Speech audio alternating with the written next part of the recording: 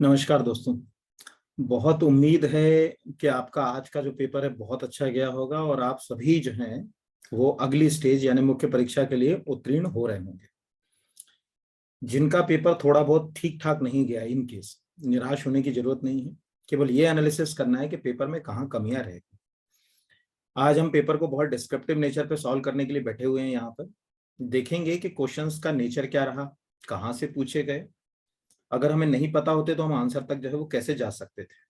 पूरा पेपर एक एक क्वेश्चन को विस्तार से बताएंगे। अगर कोई इश्यूज हैं तो उन पे भी चर्चा करेंगे। तो चलिए शुरू करते हैं आज के एमपीपीएससी के पेपर के सॉल्यूशन के साथ। अब पहला क्वेश्चन है, भारतीय शासन अधिनियम या भारत शासन अधिनियम 1935 के तहत प्रस्तावित संघीय प्रणाली थी अखिल भारतीय संघ, भारत संघ, संयुक्त भारत या भारतीय परिसंघ। तो पहले तो देखें कि इसका आंसर क्या है, भारतीय संघ। ठीक है, फेडरेशन ऑफ इंडिया। जब भी आप 1935 का एक्ट अपने स्तर पे पढ़ते हैं, किसी गाइड में पढ़ते हैं या उसका पीडीएफ डाउनलोड करते हैं, तो उस एक्ट के पीडीएफ में जो पार्ट 2 है वो बिल्कुल सिंपल वे में उसमें जो है वो लिखा हुआ है the federation of India. Simple. ऐसे भी कोई भी एक्ट है उसका जो पार्ट 2 होता है उससे ही उसकी व्याख्या सही शुरू होती है, क्योंकि पहले में तो जो है वो टाइटल होता है। तो ये तो बिल्कुल बेसिक वाला प्रश्न था, आपने जहां से भी पढ़ा होगा उन्होंने आपको बताया होगा कि जो पार्ट 2 है 1935 का एक्ट का, उसका नाम ही है द फेडरेशन ऑफ इंडिया। ठीक है, दी फेडरेशन पूरा तो नहीं लिख रहा हूं, लेकिन आप पूरा पूरा लिख लीजिएगा, फेडरेशन ऑफ इंडिया। तो भारत संघ, इसको इंग्लिश में जरूर देखिए, तब जाके कहीं जो है वो आंसर तक। क्यों? क्योंकि देखो अखिल भारतीय संघ वो हमको क्यों देंगे अंग्रेज? सोचो, स्वतंत्र ही नहीं करने के मूड में थे वो। संयुक्त तो भारत देंगे क्या? सबको मिला देंगे क्या? और भारत को तोड़ दिया। वर्मा इससे पहले यहीं से शासन हो रहा था। 1935 के अधिनियम में तो वर्मा अलग कर दिया। ठीक है, और कन्फेडरेशन की बात करेंगे, भारतीय परिसंघ की नहीं करेंगे। तो भारत संघ की बात करेंगे। वही संघीय मॉडल जो है वो 1935 का हमने अभी उठा लिया कि पार्ट 5 जब इंडियन कॉन्स्टिट्यूशन का पढ़ते हैं तो उसमें जो है वो जो है भारतीय संघ की बात है। तो मैंने तो उसको ऐसे पढ़ा है और याद रखा है कि जो आर्टिकल 5 था उसका, जिसमें proclamation of federation of India, ठीक है, यानी भारतीय संघ की उद्घोषणा के बारे में बात थी, वही इंडियन कॉन्स्टिट्यूशन के पार्ट 5 में भी जो है वो भारतीय संघ की जो है बात की गई है कि जो है वो यूनियन गवर्नमेंट कैसे काम करेगी ओवरऑल। चलिए दूसरे क्वेश्चन की ओर बढ़ जाते हैं। जवाहरलाल नेहरू ने भारत की संविधान सभा के किस बैठक में उद्देश्य प्रस्ताव रखा था? दूसरी, तीसरी, चौथी, पांचवी। तो ये क्वेश्चन तो शुरू में ही गलत हो गया। ये क्वेश्चन तो जरूर जो है वो चला जाएगा, कहीं ना कहीं लोग इसमें विवाद खड़ा करेंगे। पहले की बैठकें जो थी, इसको इंग्लिश में पढ़िए तो आपको समझ पड़ेगा। इंग्लिश में जो है वो मीटिंग लिखा है, तो जो कॉन्स्टिट्यूट असेंबली थी उसमें मीटिंग्स का कोई कंसेप्ट नहीं था। उसमें सेशन थे, सेशन यानी सत्र थे।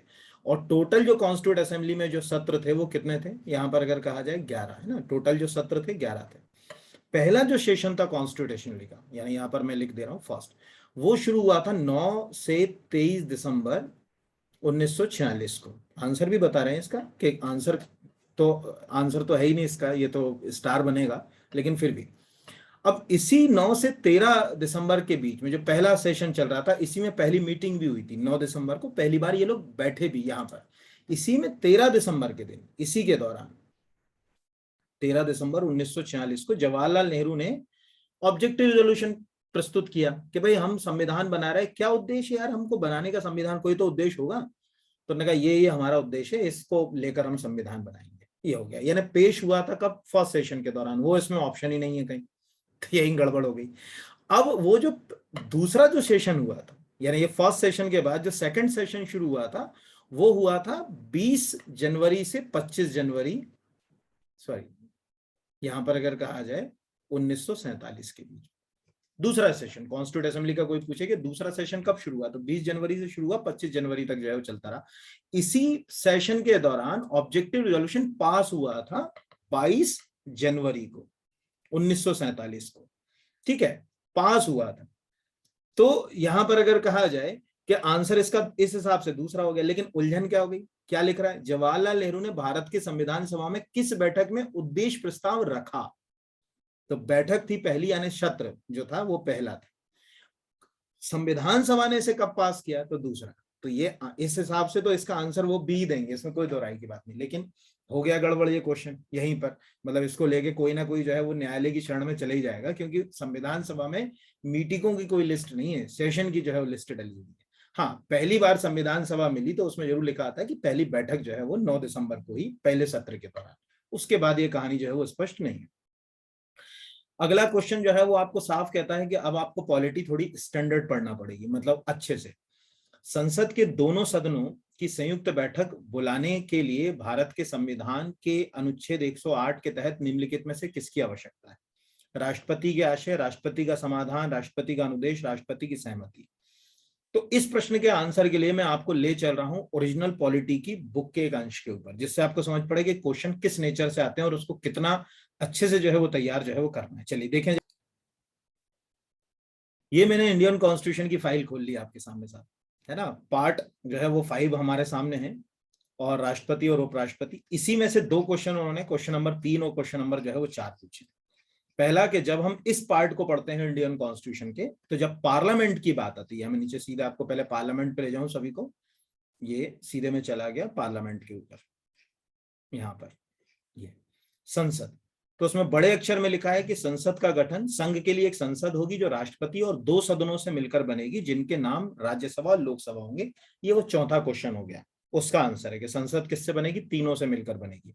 इसमें जो है वो एक लोअर हाउस, अपर हाउस यानी राज्यसभा, लोकसभा, और जो है वो उसके बाद राष्ट्रपति, 3। ये तो यहीं एक क्वेश्चन यहीं से उठाया उन्होंने, दूसरी भी नकल यहीं से करी है, उसको भी सेम के सेम। तो इसी में नीचे हम सीधे नीचे चले जाते हैं 108 के ऊपर। मैं अभी सीधे आपको 108 नंबर के आर्टिकल पे ले जाता हूं। अब 108 नंबर का ये आर्टिकल है, उसमें देखिए कितनी छोटी चीज पूछी इन्होंने, इसलिए अब आपको थोड़ा मेहनत करना पड़ेगी। 108 कहता है कि कुछ दशाओं में दोनों सदनों की संयुक्त बैठक, यदि किसी विधेयक के एक सदन या दूसरे सदन में जो है वो पारित नहीं हो पा रहा हो, ये सब चीजें लिखी। लेकिन इसमें जो वो जो प्रश्न पूछ रहा है यहां पर, तो यहां लिखा हुआ है, ये देखिए यहां से, कि संयुक्त बैठक में अधिवेशित होने के लिए आहूत करने के अपने आशय की सूचना, ठीक है, अपने आशय की सूचना यदि वे बैठक में है तो संदेश द्वारा, या यदि वे बैठक में नहीं है तो लोक सूचना द्वारा देंगे। ठीक है, ये ध्यान रखिएगा, ये राष्ट्रपति के लिए लिखा हुआ है कि राष्ट्रपति यानी आशय की सूचना, यानी आशय वर्ड का इस्तेमाल कर रहा है यहाँ पर। तो ये इस तरह से क्वेश्चन जो है वो होते हैं गड़बड़, कि यार प्रश्न में जो है वो क्या पूछ रहा है, प्रश्न में जो है वो अपना इंटेंशन बोल रहा है यहाँ पर, तो वो इंटेंशन का जो है वो उल्लेख जो है वो यहाँ पर तो लिखा हुआ है यहाँ पर, his intention to summon them to meet in a joint sitting for the purpose, और आगे की कहानी। तो आंसर इसका इंटेंशन है, जो यहाँ पर बड़े बड़े ओरिजिनल कॉन्स्टिट्यूशन की फाइल में जो है लिखा हुआ है। अब आप खुद समझ चुके होंगे कितना जो है वो उलझन भरा हुआ है, कि अगर आपका कंसेप्ट क्लियर नहीं है तो आपका क्वेश्चन जो है वो हाथ से जाना ही। ठीक है, तो यहाँ पर ये आंसर क्या हो गया? तीसरे का हो गया इंटेंशन, हो गया आशय, और चौथे वाले का भारतीय संसद में जो है वो शामिल है। तो चौथा वाला अभी मैंने आपको बता दिया कि आर्टिकल 79 क्या कह रहा है, राष्ट्रपति भी होगा, राज्यसभा भी होगा, लोकसभा भी होगा। तो ये वाले का आंसर क्या हो गया? राष्ट्रपति, राज्यसभा, लोकसभा। आर्टिकल भी अपने को जो है वो तैयार हो गया, है ना। तो अब एक चीज तो समझ पड़ी कि पिछली बार भी उन्होंने पॉलिटी क्या करी थी, स्टैंडर्ड पूछी थी, इस बार भी उन्होंने पॉलिटी स्टैंडर्ड पूछी है। इसलिए पॉलिटी को बहुत डिस्क्रिप्टिव नेचर से पढ़ने की आदत आप जो है वो आप डाल लीजिए सभी लोग। अगला क्वेश्चन आते हैं, भारतीय संविधान का कौन सा अनुच्छेद अस्पृश्यता को समाप्त करता है? ये तो बिल्कुल बेसिक प्रश्न पूछ लिया, अनटचेबिलिटी। सभी को मालूम है कि कॉन्स्टिट्यूशन का आर्टिकल जो है वो 17 फंडामेंटल राइट में साफ कहता है कि भाई हमें अनटचेबिलिटी का जो है वो निराकरण करना, खत्म करना। तो राइट टू इक्वलिटी जो है वो कॉन्स्टिट्यूशन में, जिसको अपन आम भाषा में क्या बोलते हैं, समता का अधिकार, यानी राइट टू, यहां लिख भी दे रहा हूं मैं, इसको बोला जाता है राइट टू इक्वलिटी। तो राइट टू इक्वलिटी के अंदर जो है वो आर्टिकल कहां शुरू होते हैं? 14 से, यानी इक्वलिटी बिफोर लॉ से कहां तक जाते हैं? आर्टिकल 18 तक। उसी में है 17 कि यार इक्वलिटी की बात कर रहे हो तो समता की बात करो। और ये क्वेश्चन तो अभी ऐसे भी चर्चा में रहा यार 2 साल। आर्टिकल 7 जो है वो 15 मूवी नहीं देखी, ठीक है, वो मूवी के समय भी जो है वो अगर कहा जाए अनटचेबिलिटी तो एक जो है वो अगर कहा जाए कौन है इस समाज के लिए, उसको तो खत्म ही करना है किसी भी तरीके से। अस्पृश्यता को हो भी चुका है, ऑलमोस्ट हो चुका है, लेकिन अभी भी कहीं कहीं इसकी जड़ें हैं। ठीक है, चलिए, तो ये तो बेसिक सा अस्पृश्यता को समाप्त करने वाला क्वेश्चन हो गया। छठवें के ऊपर आ जाते हैं। सूची 1 और सूची 2, सहायक नदियां और नदियां, बच्चों वाला प्रश्न है। इस क्लास में सबको मालूम है कि तवा जो है वो नर्मदा की सहायक नदी है। ठीक है, क्योंकि इंटरनेशनल नदी जल महोत्सव की शुरुआत तो तवा नर्मदा के ही संगम पर हुई, बांद्रा बांध पर। अनिल माधव दवे, मतलब पर्यावरण के लिए कितना काम किया, आज तो हमारे बीच नहीं है वो, लेकिन उन्होंने जो है वो अगर कहा जाए कि बहुत इसके ऊपर जो है वो प्रयास किए। तो तवा नर्मदा से हो गई। सबको मालूम है कि बेतवा जो है वो जाकर कहाँ मिलती है, यमुना के अंदर मिलती है। छिपरा जो है वो चंबल की सहायक नदी है। बेन गंगा जो है वो गोदावरी में जाकर मिलती है। तो बेसिक सा प्रश्न था इसमें। देखिए आप, उन्होंने क्या करा, अगर आपको एक भी पता है, जैसे किसी को पता है कि तवा नर्मदा की, तब भी आंसर तक जा सकते थे। मतलब एक भी पता है तब भी आंसर तक ले जाने के लिए आपको तैयार हैं कि यार हम इतना भी कंफ्यूज नहीं कर रहे हैं कि तीन तीन तीन तीन चारों में डाल दिए। तो बेतवा का हो गया यमुना, छिपरा का हो गया चंबल, बेन गंगा का हो गया गोदावरी, नर्मदा का। बेसिक सा प्रश्न, इसको अपन क्या बोल सकते हैं, बेसिक प्रश्न कह सकते हैं यहाँ पर। ठीक है, अगले के ऊपर आ जाते हैं। अब अगला है 7वां क्वेश्चन। मध्य प्रदेश की जलवायु के संबंध में निम्नलिखित में से कौन सा कथन सही नहीं है। मध्य प्रदेश की जलवायु राज्य के मध्य में गुजरने वाली कर्क रेखा से प्रभावित होती है, ये तो दो राय की बात है। ट्रॉपिक ऑफ कैंसर जो है वो हमारी जलवायु को बहुत प्रभावित करता है। आज 19 तारीख है, परसों जो है वो आपको मालूम है 21 तारीख को, 21 जून को सबसे बड़ा दिन होगा हमारे यहाँ, तो सबसे छोटी रात होगी। फिर जो है वो सन जो है वो ट्रॉपिक ऑफ कैप्रिकॉर्न की ओर बढ़ना शुरू हो जाएगा, यानी मकर रेखा की ओर जो है उसका पलायन शुरू हो जाएगा। तो ये तो है कि भैया हमारे यहाँ ट्रॉपिक ऑफ कैंसर असर डालती है। दूसरा, ग्वालियर गर्म उष्ण कटिबंध के साथ उपोष्ण जलवायु का एक उदाहरण है, ये भी बिल्कुल सही है। मध्य प्रदेश में अरब सागर और बंगाल की खाड़ी दोनों से वर्षा होती है, ये भी बिल्कुल सही है। भैया हमारा, अगर आपने सपोज मान के चलिए मध्य प्रदेश है, तो इधर के जिले तो जो है वो अरब सागर से, और इधर ये जो मंडला बालाघाट में जो वर्षा हो जाती है वो बंगाल वाली जो है वो शाखा जो है वो यहाँ तक पानी ले आती है। राज्य की लगभग 50% वर्षा दक्षिण पश्चिम मानसून। तो ये तो यार कोई गाइड पढ़ी हो, ये जो है वो अगर कहा जाए गलत हो गया, कोई गाइड पढ़ी हो उसमें लिखा है राज्य क्या पूरे हिंदुस्तान में 90% बारिश जो है वो साउथ वेस्टर्न मानसून से होती है। 90%। केवल 10% बारिश जो है वो रिट्रीट मानसून से होती है, लौटते हुए मानसून से, और वो भी तमिलनाडु जैसे राज्य में लौटता हुआ मानसून बारिश करता है। हमारे ज्यादातर राज्यों में तो 90%, और ज्यादा ना मालूम है यार, अभी 4 दिन 5 दिन का पेपर पढ़ो, मानसून एंटर हुआ अभी भोपाल में हमारे, आ रहा है कि जो मानसून है, मानसून पे ही निर्भर है हमारा राज्य पूरी तरीके से।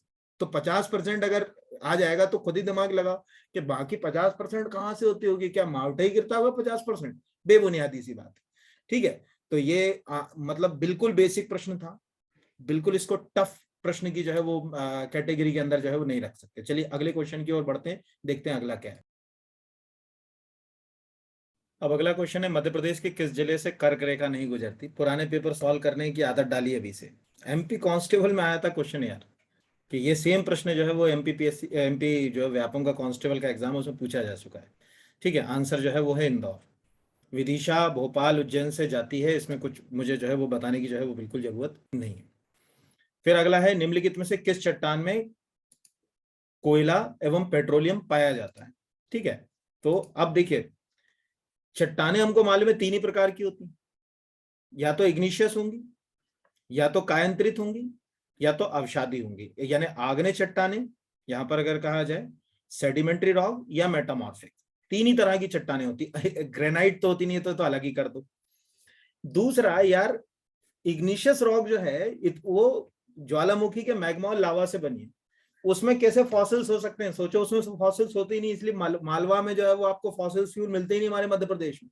कि कोई कोई कोयला मालवा में कहीं मिल जाए तो मिलेगा क्या, नहीं मिलेगा। पेट्रोलियम मिल जाए तो मिलेगा क्या, नहीं मिलेगा।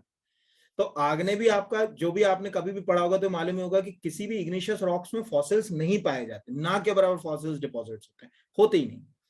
फिर आते हैं कायांतरित और अवसादी। तो यार पेट्रोलियम बने कैसे ना, प्लैंकटन से पेट्रोल बना पूरा, ये ध्यान रखिए। समुद्रों में जो जीव थे, हजारों सालों में जब उनके ऊपर सेडिमेंट्स जमा होते रहे तो उन्हीं से वो जो है वो फॉसिल्स में कन्वर्ट हुए।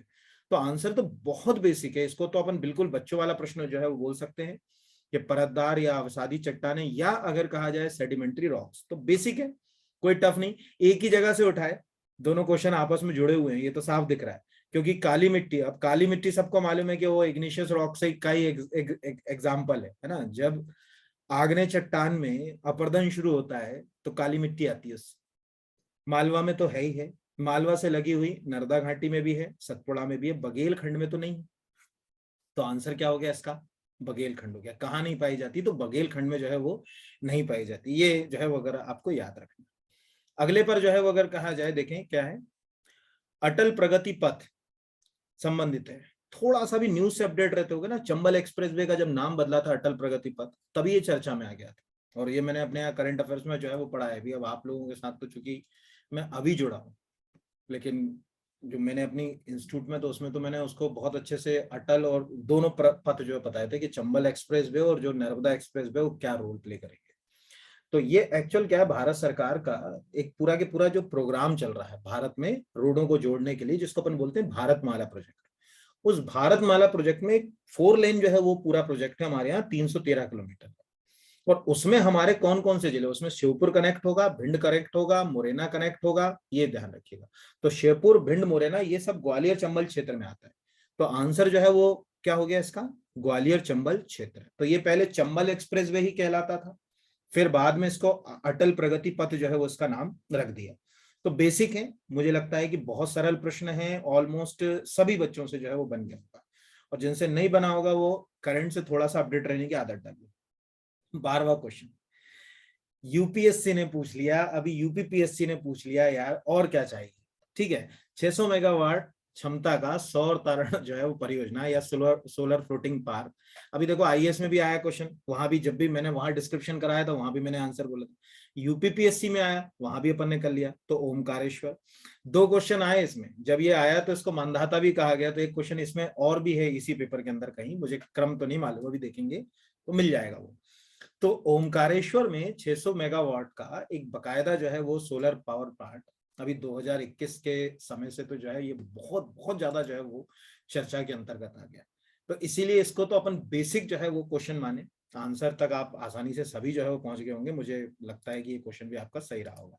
बेसिक यानी सरल करंट जो है वो जिसको। मध्य प्रदेश की खिलाड़ी चिंकी यादव किस खेल से संबंधित है यार, सोचो। कहीं भी पढ़ा होगा आपने, मैंने भी पढ़ाया तो मैंने यही बताया। 2 ही बंदे थे जिन्होंने ओलंपिक का कोटा सिक्योर कर लिया था सबसे पहले। एक थे ऐश्वर्य प्रताप सिंह खरगोन से, और दूसरी थी ये चिंकी यादव भोपाल से। दोनों मतलब, और दोनों जो है वो शूटिंग से संबंधित है। यानी ऐश्वर्य प्रताप सिंह ने हालांकि मेडल नहीं मिल पाया हमको इसमें, लेकिन दोनों ने, एक ने जो है वो खरगोन से, वो भी मतलब आप ऐश्वर्य प्रताप सिंह भी अगर पढ़ोगे कहीं तो उसमें भी लिखा हुआ है कि यार कोटा जो है सिक्योर किया था हमने ओलंपिक 2020 टोक्यो में।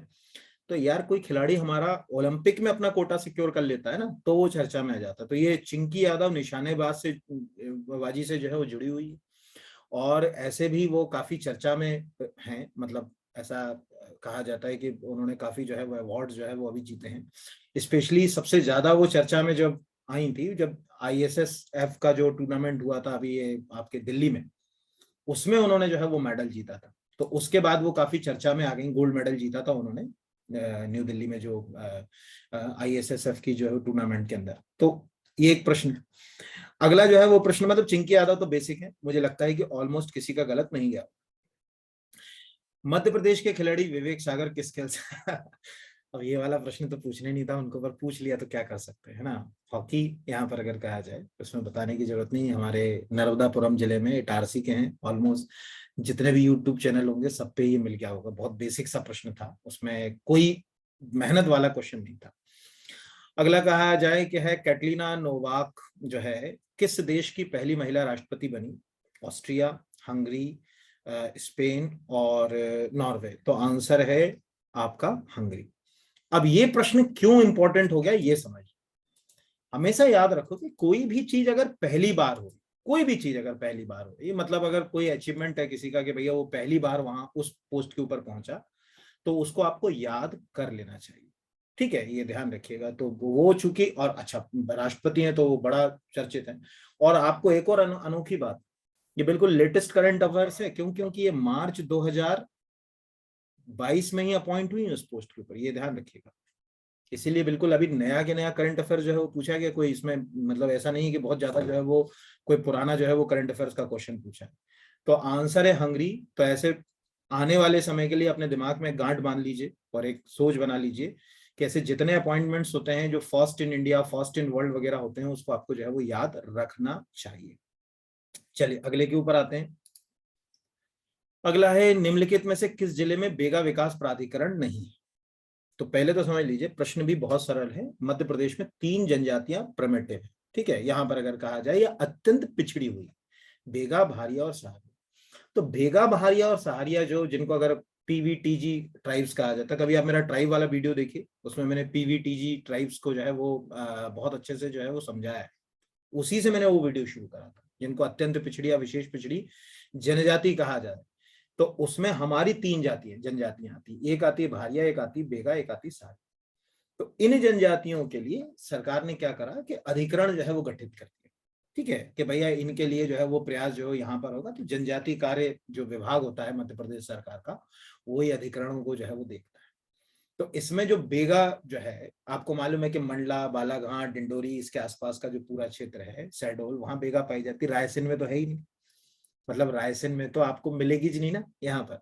तो आंसर तक जाना कितना सरल था। अगर बेगा का आ गया तो आंसर ऐसे ही पहुंच गए कि मंडला, बालाघाट, शहडोल में जो है वो बेगा जो है वो ट्राइब होती है, रायसेन में तो पाई नहीं जाती। दूसरा, अगर मान के चलिए भारिया हो गया, तो सबको मालूम है कि भारिया छिंदवाड़ा होता, भारिया के बारे में छिंदवाड़ा आ जाता, क्योंकि छिंदवाड़ा की तामिया में जो है वो भारिया पाई जाती। और तीसरा सहारिया, तो सहारिया का अधिकरण कहाँ बनाया सरकार ने? सहारिया के लिए सरकार ने जो है वो भिंड मुरैना वाली जो बेल्ट है ना, यानी ग्वालियर में, जिसमें दतिया, मुरैना, शिवपुरी, गुना, ठीक है, ये सब जो है वो जगहें शामिल की गई। इतना आपको याद रखना है। तो बेगा के लिए मैं फिर से बता दूं, एक मंडला याद रखना है, एक डिंडोरी याद रखना है, एक शहडोल, उमरिया, और क्या क्या है जो इस अधूरापन है इस प्रश्न का, वो भी फिल करते रहो। मंडला है, बालाघाट है, शहडोल है, इसके अलावा डिंडोरी भी याद रखिए, है ना। और डिंडोरी के अलावा जो अनूपपुर जिला है, उसमें एक तहसील पड़ती है जिसका नाम है पुष्पराजगढ़, वो भी इसमें शामिल किया गया। पूरा जिला नहीं रखा उन्होंने, उन्होंने कहा कि जो है पुष्पराजगढ़ के आसपास पाई जाती है, तो उसको इन्होंने जो है वो जगह दी थी। तो ये इस प्रकार से बेगा विकास प्राधिकरण वाला जो प्रश्न है, ये बेसिक था। जिनको ये कंसेप्ट है दिमाग में कि हाँ यार ये जनजातियां कहाँ पाई जाती, वो आंसर तक जा सकते हैं। तो कोई पूछेगा मध्य प्रदेश में कितने ऐसे अब जो है वो अथॉरिटीज काम कर रही हैं, प्राधिकरण जो है वो काम कर रहे हैं, तो 3 काम कर रहे हैं, और तीनों प्रिमिटिव ट्राइब्स के लिए काम कर रहे हैं। तो बहुत सरल। अभी तक आपको ये तो समझ पड़ गया होगा कि जितने प्रश्न अभी तक हमने 16 में देखे, वो ऑलमोस्ट केवल पॉलिटी के 2 क्वेश्चन जो है वो टफ रहे, बाकी कोई नहीं। चलिए अगले के ऊपर बढ़ जाते हैं। अब अगला क्वेश्चन है, निम्नलिखित में से कौन मध्य प्रदेश के प्रमुख चित्रकार नहीं है? नारायण श्रीधर बेंद्रे हैं, विष्णु चिचलकर भी हैं, अमृतलाल बेगड़ चित्रकार भी थे और एक बहुत प्रसिद्ध लेखक भी थे, है ना, सौंदर्य की नदी नर्मदा बड़ी प्रसिद्ध रचना है उनकी। नाना साहब पेंसे जो हैं वो एक बहुत फेमस म्यूजिशियन थे, बहुत प्रसिद्ध। मृदंग सुना होगा आपने, पखावज जो सुना होगा, मृदंग जैसे ही ऐसा म्यूजिकल इंस्ट्रूमेंट होता है, उसको बनाने में उनको बड़ी महारत हासिल थी। और आपको आश्चर्य होगा, ये जो इंदौर घराना है ना हमारा, उस्ताद जो आमिर खान ने शुरू किया था म्यूजिक का घराना इंदौर, उससे भी इनका जो है वो बहुत ज्यादा जुड़ाव रहा। और मध्य प्रदेश के दमोह से भी उनका जो है वो बड़ा जुड़ाव रहा। वहां पर बकायदा जो है वो अगर कहा जाए एक कार्यक्रम भी आयोजित हुआ था। अभी उनके मतलब 2-3 साल पुरानी बात है ये, ज्यादा आई थिंक मेरे हिसाब से 2019 की बात होगी, 18 या 19 की, कि 125वें जो है वो अगर कहा जाए नाना साहब फाल्के स्मृति, सॉरी, 500 स्मृति समारोह का आयोजन वहां पर हुआ था दमोह में। एक बकायन करके गांव पड़ता है दमोह के अंदर, वहां से थे वो, है ना। ये भी मैं आपको बता दूं एक बढ़िया सी जानकारी, दमोह में थे, एक जगह का नाम था बकायन, है ना, वहां से था। तो वहां 125वां समारोह आयोजित किया गया था, इसीलिए भी करंट से जुड़ा हुआ है ना, इसको आप स्टैटिक क्वेश्चन मत मानिए, करंट से जुड़ा हुआ है। और कोई पूछेगा क्या थे, तो संगीत में एक बड़ा नाम था, उनके नाम के साथ एक वर्ड जुड़ता ही था, मृदंगाचार्य, ठीक है, मृदंगाचार्य जुड़ता ही था। अब आप कहोगे कि हमको नहीं मालूम है ये चीज, साहब मृदंगाचार्य कहते थे। अरे तो नारायण श्रीधर बेंद्रे तो बताया, विष्णु चिचलकर और अमृतलाल बिगड़, कोई भी गाइड पढ़ते हो तो उसमें ये लोग के नाम तो जो है वो आ ही जाते हैं। तो ये तो बेसिक सा प्रश्न था, कोई ज्यादा टफ नहीं कह सकते। किस तीर्थ स्थल का प्राचीन नाम मांधाता था? कामतगिरी, ओमकारेश्वर, अमरकंटक या महेश्वर? यार सबको मालूम है कि ओमकारेश्वर राजा मानधाता है ना, भगवान राम हो चाहे राजा मानधाता हो, सब इक्ष्वाकु राजा थे। ये सब इक्ष्वाकु, भगवान राम भी इक्ष्वाकु ही राजा थे। तो अयोध्या पर राज्य करते थे उस समय इक्ष्वाकु राजा, जो शुरुआत में थे मानधाता। और ये जो ओमकारेश्वर है, ये जो मतलब ज्योतिर्लिंग जो है अगर कहा जाए, इसका नाम एक मानधाता भी है। कोई पूछेगा कि इसको क्यों मानधाता कहते हैं, तो राजा मानधाता के नाम से ही जो है वो इसको ओमकारेश्वर मानधाता ज्योतिर्लिंग के नाम से जो है वो जाना जाता है। और ये बेसिक है। ओमकारेश्वर अभी चर्चा में भी है, आदि शंकराचार्य की मूर्ति के लिए भी चर्चा में है, तो आपको ऐसे भी कहीं ना कहीं आपने पढ़ा होगा। तो बेसिक है, प्रश्न आसानी से कर सकते थे। ओमकारेश्वर सबका ही सही गया होगा। कलगी तुर्रा यार कई एग्जाम में आ चुका है, व्यापम तो ना जाने कितने में पूछा है। इससे ये सिद्ध है कि एमपी के लिए थोड़े व्यापम के पुराने पेपर लगा लिया करो, कांस्टेबल वॉन्स्टेबल के। ठीक है, तो जब भी हम निमाड़ में जाते हैं तो रात में गम्मत जमती है, वहां पर कलगी तुर्रा, दो मंडलियां होती हैं, एक को कलगी बोलते हैं, तुर्गा तुर्रा बोलते हैं। एक जो है वो देवी को का प्रतिनिधित्व करती है, एक शिव का प्रतिनिधित्व करती है। और फिर जो है वो एक रात भर जो है वो आमने सामने जो है वो मतलब ये लोकगीत शैली में मतलब कार्यक्रम होता है कलगी तुर्गा। कभी पूरा विस्तार में आपको कल्चर पढ़ाएंगे तो उसमें बताएंगे। तो निमाड़ का है, संत सिंगा जी के भजन की बात कर लो, कलगी तुर्रा की बात कर लो, मसाणिया गायन, काया खोज जिनको कहा जाता है उनकी बात कर लो, ठीक है, नागपंथी गायन की बात कर लो। ये सब निमाड़ की जो है गायन शैली है ना। तो हर एक क्षेत्र की अपनी एक आध कोई जो है वो गायन शैली तो बहुत फेमस है ना। जैसे मालवा चले जाते हैं तो बरसाती वार्ता बहुत फेमस है, बुंदेलखंड चले जाते हैं तो आला, ठीक है, भोला गीत बहुत फेमस है। तो सरल प्रश्न था निमाड़, बहुत ज्यादा टफ तो नहीं कहा जा सकता यहाँ पर। अगले के ऊपर आ जाते। निम्नलिखित में से कौन सा विलेख विश्व का प्रथम विज्ञापन के तौर पर जाना जाता है? तो थोड़ा सा 2019 का एमपीपीएससी का पेपर उठा लीजिए भाई साहब, दशपुर अभिलेख आ भी चुका है। उसमें ये प्रश्न जो पूछ रहा है उसका आंसर वहां दिया है 2019 के। 2019 में एमपीपीएससी ने क्या प्रश्न पूछा था याद करो। उसने पूछा था कि इनमें से कौन सा जो है वो अभिलेख, ठीक है, जो सिल्क के मतलब जो साड़ी के व्यापारी हैं उनके बारे में जो है वो विज्ञापन की जानकारी देता है कि एक महिला जैसे अगर पान खाती है तो वो एक लिपस्टिक की तरह। ये मैंने एक डिस्क्रिप्शन कभी कराया भी अपने हाथों, उसमें तो मैंने पूरा लिखवाया, लेकिन ये बेसिक है। जब भी मतलब 2019 का पेपर आपने कहीं सॉल्व किया होगा या पढ़ा होगा तो उसमें ये मिल जाता है। और जब 2019 का पेपर देखोगे तो उसमें तो ये क्वेश्चन का आंसर ही लिखा हुआ है कि उसमें विज्ञापन शब्द भी आया। तो पुराने पेपर लगाना बहुत जरूरी है, आज आपको समझ पड़ गया होगा। अगर पुराने नहीं लगाओगे तो गड़बड़ हो जाएगी एग्जाम में। राज्य मानव अधिकार आयोग के अध्यक्ष और सदस्यों की नियुक्ति के नाम की सिफारिश करने वाली समिति में कौन शामिल होता है? विधानसभा अध्यक्ष, ठीक है, राज्यपाल, नेता प्रतिपक्ष, उच्च न्यायालय के मुख्य न्यायाधीश। तो पहले तो ये तो हटाई दो जो बिल्कुल ही कंफ्यूजन करते हैं यहाँ पर। अगर कहा जाए ये तो हो ही नहीं सकते। आंसर इसका विधानसभा अध्यक्ष, लेकिन ये क्वेश्चन भी जो है वो विवादों में चला गया। अब विवादों में क्यों चला गया ये भी समझ लो। मतलब आपको लगेगा कि यार ऐसा क्या हो गया कि विवादों में जो है वो जाने की बात कर रहे हैं। तो एक्चुअल जो अगर आप राज्य मानव अधिकार आयोग के अध्यक्ष और सदस्यों की जो कमेटी का बारे में जो है वो प्रोविजन है, आपको अगर इस पे जाना भी है तो भी आप देख सकते हो कि उसमें सेक्शन 23 में बड़े बड़े अक्षर में जो है वो लिखा हुआ है कि इसमें जो कमेटी बनेगी उस कमेटी के अंदर जो है वो कौन कौन लोग होंगे। तो उसमें जो है वो एक बेसिक विधानसभा जो है वो अगर कहा जाए, एक मिनट यहाँ पर मैं लिख दूं कि इसमें कौन कौन होंगे। यहाँ पहला तो इस कमेटी के अंदर जो है वो मुख्यमंत्री तो हो गई, ठीक है, यानी ये तो अपने को समझ पड़ गया कि हाँ भैया मुख्यमंत्री की उसमें जो है वो एक कमेटी बनेगी, वो अध्यक्ष बनेंगे, ये मुख्यमंत्री अध्यक्ष होता है उसके। फिर मुख्यमंत्री के बाद उसमें है विधानसभा का अध्यक्ष, विधानसभा अध्यक्ष, तो वो सदस्य हो गया, विधानसभा अध्यक्ष उसमें सदस्य हो गया। तो ये आंसर तो विधानसभा अध्यक्ष के हिसाब से ये जो है वो बिल्कुल सही हो गया। अब उलझन क्या होगी, जो बच्चे इस पे शायद न्यायालय भी चले जाएं, उसमें तीसरा जो है वो गृह विभाग का जो प्रभारी मंत्री होगा, है ना, गृह विभाग का प्रभारी जो मंत्री होगा उसको सदस्य बनाएंगे। और चौथा है विधानसभा में विपक्ष का नेता, ठीक है, तो नेता प्रतिपक्ष को ही विपक्ष का नेता कहते हैं, ठीक है, लीडर ऑफ द अपोजिशन जो है वो होगा।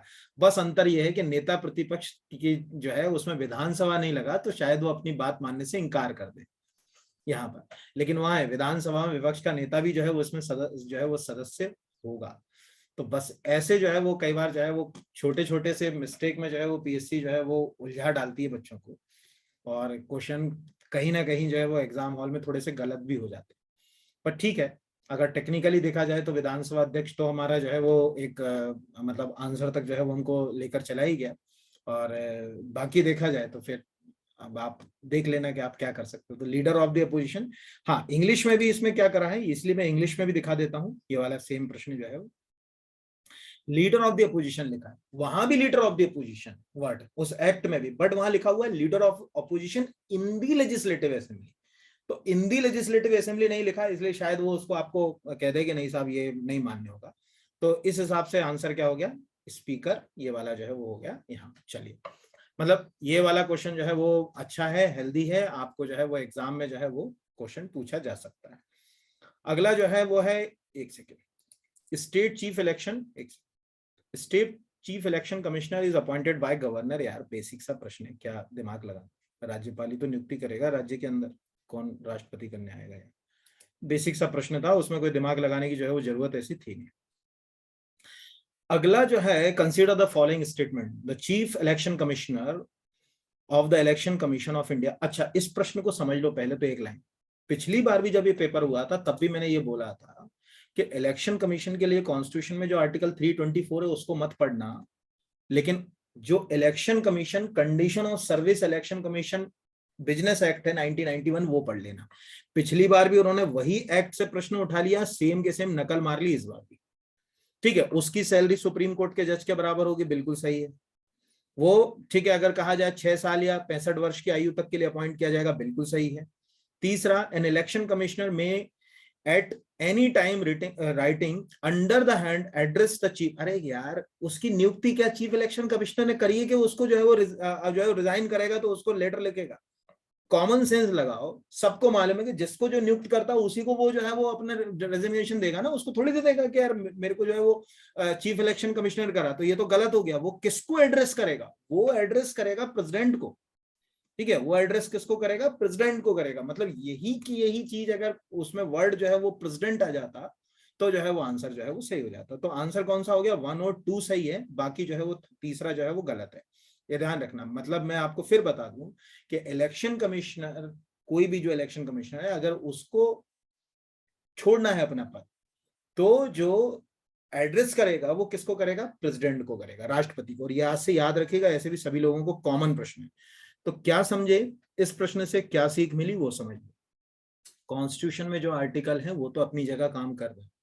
सीएजी के लिए जो मैंने आपको कहा था कि जो है वो सर्विस कंडीशन जो है रूल है वो पढ़ना है।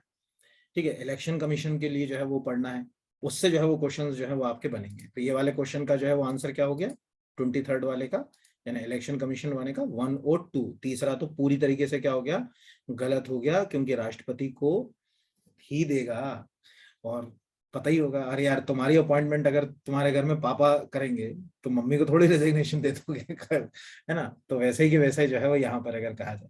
चलिए अगले क्वेश्चन की ओर बढ़ते हैं, देखते हैं। यानी इस पेज के ऊपर भी पॉलिटी के क्वेश्चन थोड़े से उलझन भरे थे, बट ज्यादा टफ नहीं मान सकते।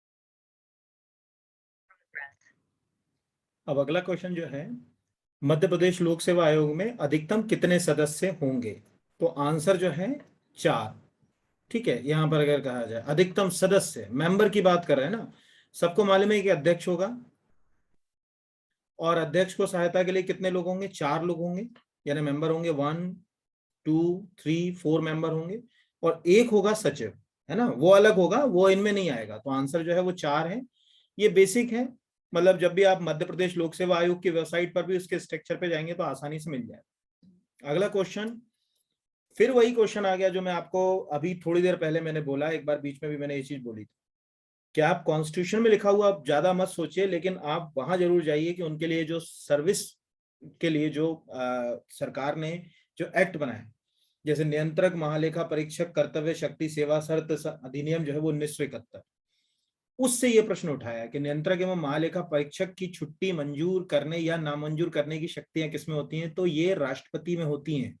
ध्यान रखिएगा, उसमें साफ लिखा हुआ है, जब आप उस 1971 के एक्ट को देखेंगे तो उसमें बकायदा ये चीज लिखी अभी होगा तो मैं आपको दिखा भी दूंगा उस एक्ट को, स्क्रीन को रोक कर, कि राष्ट्रपति ये तय करेगा कि उसकी छुट्टी मंजूर होगी कि नहीं होगी। मैं दिखा दूंगा अभी ये वाले प्रश्न का जो है वो आंसर। ठीक है, फिर अगले के ऊपर आ जाता हूं मैं। अगला है निम्नलिखित मध्य प्रदेश के निम्नलिखित राज्यपालों में से कौन सा भारत के संविधान सभा का सदस्य नहीं रहा? तो राज्यपाल वाला गवर्नर वाला वीडियो देख लो यार मेरा, कम से कम इतना ही कह सकता हूँ, पूरे क्वेश्चन इसमें से आए हैं जो जो उसमें है। ठीक है, जब वो वीडियो बनाया था तो कहा भी था कि निरंजन नाथ वांचू जो है वो आईसीएस ऑफिसर थे, पहले आईसीएस थे जो गवर्नर बने एमपी के। तो दो तो हो ही नहीं सकता। एचवी पाटस्कर दूसरे गवर्नर थे यार, वो तो कॉन्स्टिट्यूट असेंबली में मेंबर थे ही थे। तो पहला वाला तो जो है वो कट गया, तो आंसर तक ऑटोमेटिकली 2 और 3 तुमको खुद ही ले गया ना, मतलब इसमें कोई ज्यादा मेहनत ही नहीं लगी। दो दो तो है ही, दो के साथ केवल क्या मैच हो रहा है? या तो 1 मैच हो रहा है या तो 3 मैच हो रहा है। तो पाटस्कर का नाम उस वीडियो में भी मैंने बोला, और ऐसे भी खैर नहीं आपने नहीं देखा हो तो आपको कॉमन भी पता होगा कि यार जो शुरू के जो पहले दूसरे गवर्नर थे उनके बारे में बुनियादी चीजें अपने को पता होना चाहिए। तो वो आप देख लेना एक बार, ये नहीं कि मैं अपना कोई प्रमोशन कर रहा हूँ, लेकिन कुछ बेसिक चीजें वहां से कवर हो जाती हैं तो उसमें आपको काफी हेल्प हो जाएगी। अगला ये भी मैंने एक सीएम का वीडियो बनाया, आप एक बार देखिए जरूर, उसमें ये आंसर साफ साफ मैंने उसमें बड़े बड़े बार बार बोला है उसमें कि जनरली जो भी चीफ मिनिस्टर होता है वो लीडर ऑफ द हाउस होता है। कोई भी जो मुख्यमंत्री होता है वो हमेशा जो है वो सदन का नेता जो है वो माना जाता है। लेकिन मध्य प्रदेश के राजनीतिक इतिहास में केवल एक बार ऐसा हुआ कि सदन का नेता जो है वो मुख्यमंत्री नहीं था, और वो गोविंद नारायण सिंह के कार्यकाल में हुआ, क्योंकि विजय राजे सिंधिया के कारण गोविंद नारायण सिंह कांग्रेस को छोड़कर जो है वो पहुंच गए उनके पार्लियामेंट, और फिर एक संयुक्त दल बनाया और सरकार बना दी। हालांकि वो ज्यादा समय टिक नहीं पाई वो सरकार, ठीक है, वो भी बहुत कम, जो उनका गोविंद नारायण जो सिंह थे उनका समय भी बहुत कम, 67 से 69 के बीच उन्होंने सरकार चलाई थी। तो उस दौरान 67 टू 69, ये जुलाई 1967 में वो चीफ मिनिस्टर बने थे गोविंद नारायण सिंह। उस समय जो है वो 2 साल तक सदन की जो मतलब लीडर ऑफ द हाउस जो रही वो रही थी विजय राजे सिंधिया, ठीक है। तो गोविंद नारायण सिंह, एक्चुअल होता क्या है कि कोई भी पॉलिटिकल पार्टी जब चुनाव जीतती ना विधानसभा का, तो वो राज्यपाल के सामने अपने लीडर को लेकर जाती, वो कहती भाई ये हमारा लीडर है, हमारी ओर से ये हमको रिप्रेजेंट करेगा, इतने सारे विधायक सब थोड़ी चले जाएंगे, ये हमने जो है वो, जैसे अभी बीजेपी है तो उन्होंने कहा साहब हमारे लीडर हैं श्री शिवराज सिंह चौहान जी, तो वही लीडर ऑफ द हाउस हैं और वही चीफ मिनिस्टर है। तो उस समय जो है वो बड़ा मतलब पावर किसका था, विजय राजे सिंधिया का था। गोविंद नारायण सिंह तो उनके कहने पर जो है वो सत्ता में आ गए थे। अब इतनी स्टोरी यहाँ सुना दी, लेकिन फिर भी आपको याद रखना, ये मैंने पहले ही बोला कि इस प्रश्न को मैं बहुत डिस्क्रिप्टिव इसलिए कर रहा हूँ कि ऐसी चीजें बहुत सरल हैं, लेकिन पढ़ें तो सरल है, नहीं तो गड़बड़ है। निम्नलिखित में से कौन से मध्य प्रदेश के विधानसभा के सामयिक अध्यक्ष, प्रोटेम स्पीकर, अध्यक्ष, उपाध्यक्ष के पद पर रहे? तो रामकिशोर शुक्ला तीनों ही पदों पर रहे। ये जो है वो याद रखिएगा, इसमें कुछ समझाने की जरूरत नहीं, इसका भी आप वीडियो देखेंगे तो उसमें ये जानकारी भी मेरे द्वारा जो है वो दी गई है। अगला है मध्य प्रदेश सरपंच और उप सरपंच की अनुपस्थिति में ग्राम सभा की बैठक की अध्यक्षता कौन करेगा? अब यहां से गड़बड़ी हो गई, ध्यान रखना। इसके लिए मैं स्क्रीन रोककर एक आपको स्लाइड दिखाता। आपको अब अगर आप पटवारी का एग्जाम तैयार कर रहे हैं या एमपीपीएससी का कर रहे हैं या एमपी के कोई एग्जाम कर रहे हैं, तो मध्य प्रदेश पंचायती राज एक्ट को अच्छे से पढ़ना पड़ेगा, नहीं तो गड़बड़ हो गया। अभी तक हम ऊपर ऊपर पढ़ते थे, कॉन्स्टिट्यूशन प्रोविजन पढ़ते थे, अच्छी बात है पढ़े, बट वो जो एक्ट हमने बनाया ना उसको भी पढ़े। तो वो जो एक्ट है उसमें क्या लिखा हुआ है, मैं आपको 1 मिनट स्क्रीन रोक पढ़ना। कौन सा एक्ट है? ये है मध्य प्रदेश पंचायती राज एवं ग्राम स्वराज अधिनियम 1993। इसी से प्रश्न उठाया है, सेम के सेम उठाया, कोई उन्होंने हलाडुली भी नहीं करी, मतलब जैसा कि प्रश्न है वैसा के वैसा। तो यहाँ पर आपको दिख रहा होगा मीटिंग ऑफ ग्राम सभा लिखा हुआ है, तो मीटिंग ऑफ ग्राम सभा में लिखा हुआ है the meeting of gram sabha shall preside over the sarpanch और the absence of sarpanch by up sarpanch. ये तो उसमें लिखा है कि भाई सरपंच नहीं होगा तो उप सरपंच होगा। तीसरा यहां लिखा है in the panch to be elected for the purpose by a member present in the meeting. यानी अगर वो सरपंच और उप सरपंच नहीं है तो फिर कौन जो है वो तय करेगा, इसमें पंच तय करेगा। तो यहां देखो ये हो गया अपना आंसर यहां पर कि इस प्रयोजन हेतु ग्राम सभा की बैठक में उपस्थित सदस्यों द्वारा निर्वाचित संबंधी ग्राम पंचायत का पंच। तो ये आ गया बुजुर्ग वाला, जैसे किसी का जिसका भी पेपर है उसने बुजुर्ग लगा दी, गलत है ये यहाँ पर। तो ये आंसर जो है वो बहुत बेसिक सा था, बट हाँ ये टफ हो गया होगा, मैं ये इस बात से दोहराया नहीं, मुझे लगता है कि आपके लिए कई बच्चों के लिए जो है वो टफ गया होगा ये क्वेश्चन, पर ये आपको एक सीख दे गया कि अब आपको एक्ट अच्छे से पढ़ना है। ये मैं एक आध दिन इसका एक वीडियो बना दूंगा पूरा एक्ट का, बहुत अच्छे से पूरा एक्ट के सेक्शंस आपको डिस्क्रिप्टिव नेचर में जो है वो समझा दूंगा कि क्या उसमें जो है वो कहा गया है। तो ये वाला तो जो है वो आसान था। चलिए अगले क्वेश्चन की ओर बढ़ते हैं, देखते हैं अगला क्वेश्चन जो है वो क्या। अगला क्वेश्चन है मध्य प्रदेश में निम्नलिखित में से कौन सी जिला पंचायत की स्थायी समिति नहीं है? सामान्य प्रशासन समिति, कृषि समिति, शिक्षा समिति। देखिए फिर वही के वही, एक ही मैंने क्या बोला इस बार पेपर जैसे उन्होंने एक ही जगह से उठाया, ठीक है। सामान्य प्रशासन समिति है, ठीक है, ये स्टैंडिंग समिति है। एग्रीकल्चर समिति भी जो है वो स्टैंडिंग समिति है, और एजुकेशन कमेटी भी जो स्टैंडिंग कमेटी है, तीनों है। अब आप कहोगे कि कैसे, तो फिर वही मैं स्क्रीन को रोक कर आपको दिखा रहा हूं, वही के वही वहीं सेम एक्ट खोला मैंने जो भी आपको दिखाया था इसके पहले, उसी एक्ट में जा रहा हूं मैं सीधे। अब मैं नीचे पहुंच जाता हूं जिला पंचायत के ऊपर एक्ट के अंदर। ठीक है, जिला पंचायत लगभग 40 नंबर के सेक्शन के आसपास से अपने को जिला पंचायत मिलेगा। ये अपन पहुंच गए जिला पंचायत के ऊपर। ये सेव पड़ा हुआ मेरी फाइल मेरा सिस्टम में पड़ी हुई है, इसलिए मुझे मेहनत नहीं लगी इसको उठाने में ज्यादा। ये चले गए अपन जिला पंचायत के। अब ये जिला पंचायत के अंदर देखिए, स्टैंडिंग कमेटी ऑफ जनपद पंचायत एंड जिला पंचायत, है ना, यही प्रश्न था। जनरल एडमिनिस्ट्रेशन कमेटी भी है, एग्रीकल्चर कमेटी भी है, एजुकेशन कमेटी भी है, कम्युनिकेशन एंड वर्क कमेटी भी है, कोऑपरेशन एंड इंडस्ट्रियल कमेटी भी है। 5 कमेटी है स्टैंडिंग। स्टैंडिंग मतलब स्थायी कमेटियां। सोचो कितना, मतलब अब क्या समझ पड़ गया, क्या बोला कि पूरा एक्ट अच्छे से पढ़ना, मैं कराऊंगा पूरा एक्ट, ये वाला एक्ट मेरी जिम्मेदारी हो गई। आने वाले जो भी आपके पटवारी या जो भी एग्जाम्स हैं उसमें ये मैं कराऊंगा आपको। चलिए ये वाले क्वेश्चन से आगे बढ़ते हैं। तो अब तो मुझे लगता है कि आपको आसानी से समझ ही पड़ गया होगा कि क्या आंसर था, है ना। 1 2 3 तीनों याद रहेगा। हाँ यार बढ़िया था। Virtual keyboard. अब वर्चुअल कीबोर्ड यार, जब भी अपन बैंक में जाते हैं ना, एटीएम में वो कीबोर्ड होता है, वो वर्चुअल कीबोर्ड है।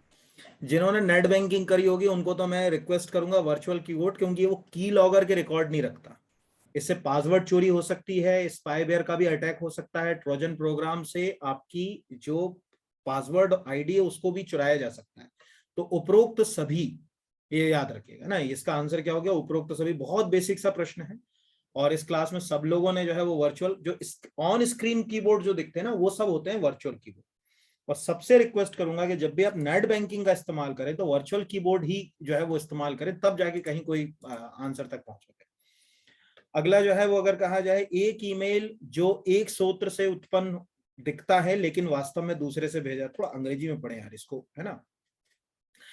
An email that appears the originated from the one source and actually has been sent from the another। बहुत बेसिक है, स्पूपिंग कहा जाता है इसको। मतलब क्या है स्पूपिंग का मतलब समझो। आपको लग रहा है कि यार ये वीरेंद्र रघुवंशी सर ने जो है वो मुझे मेल भेजा, ठीक है, उसमें नाम क्या आ रहा है, VR Academy Bhopal @gmail.com। आपने कहा यार बिल्कुल जो है वो सही मेल है, सिक्योर है। आपने एंटर मार दी, लिंक मार दी, पता चला अकाउंट से आपके पैसे उड़ गए। फिर आप शिकायत करने गए तो पता चला कि वो मेल जो है ओरिजिनली जहां से भेजा गया था वहां से नहीं था, उसको हैक करके कहीं और जगह से भेजा गया। इसको बोलते हैं स्पूपिंग। ये ध्यान रखिएगा ना। स्पैमिंग का तो मतलब क्या होता है कि अनवांटेड मेल जो आता है ना, जंक मेल उनको बोलते हैं। फिशिंग तो सभी को मालूम ही है, ठीक है, एक प्रकार का साइबर क्राइम होता है फिशिंग। हेलो मैं फलानी जगह से बोल रहा हूँ, आपके खाते में इतने रुपए आ गए, ये फिशिंग हो गया। तो इसको बोलते हैं स्पूपिंग। से याद रखिएगा, हैकर बहुत ज्यादा इसका इस्तेमाल करने लगे हैं। वो आपके मेल को मैनिपुलेट कर सकते हैं, सोर्स कोई और दिखा सकते हैं, जिससे प्रॉब्लम्स फेस हो सकती हैं। अगला जो है, in a network environment which is not जो है एज ए सर्वर। ठीक है, इस तरह के क्वेश्चंस को हिंदी और इंग्लिश दोनों में जो है वो पढ़ना चाहिए, मतलब हिंदी में भी पढ़ना चाहिए, इंग्लिश में भी। देखें क्या कह रहा है।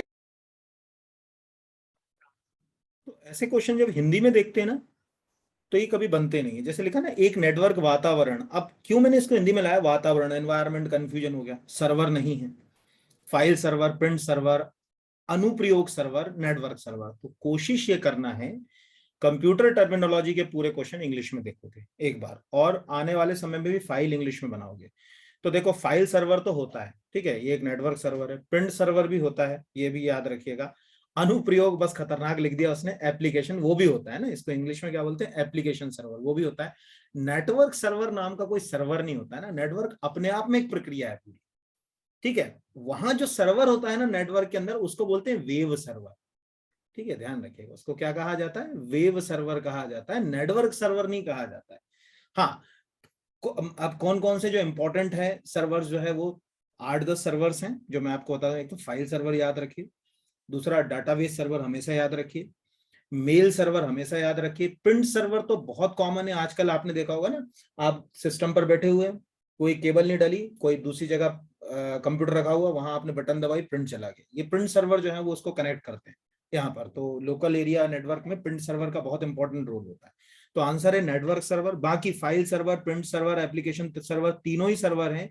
ये वाला जो है वो सर्वर नहीं है, ये आपको याद रखना है, ठीक है। थोड़ा टफ क्वेश्चन था ये, मैं मान सकता हूं आपको नहीं समझ पड़ा होगा, इसमें कोई दो राय की बात नहीं। तो कंप्यूटर पे हम फोकस करेंगे आने वाले समय में, बहुत डिटेल में आपको अच्छे से कंप्यूटर को डिस्क्रिप्टिव नेचर में पढ़ाने की कोशिश करूंगा मैं। एक सामान्य नेटवर्क टोपोलॉजी नहीं यार, ये तो कॉमन होगा, है ना। ये पहला हो गया बस टोपोलॉजी, ठीक है। ये वाला जो हो गया रिंग टोपोलॉजी यहाँ पर, ठीक है। ये हो गया आपका स्टार टोपोलॉजी, ये हो गया आपका रिंग टोपोलॉजी।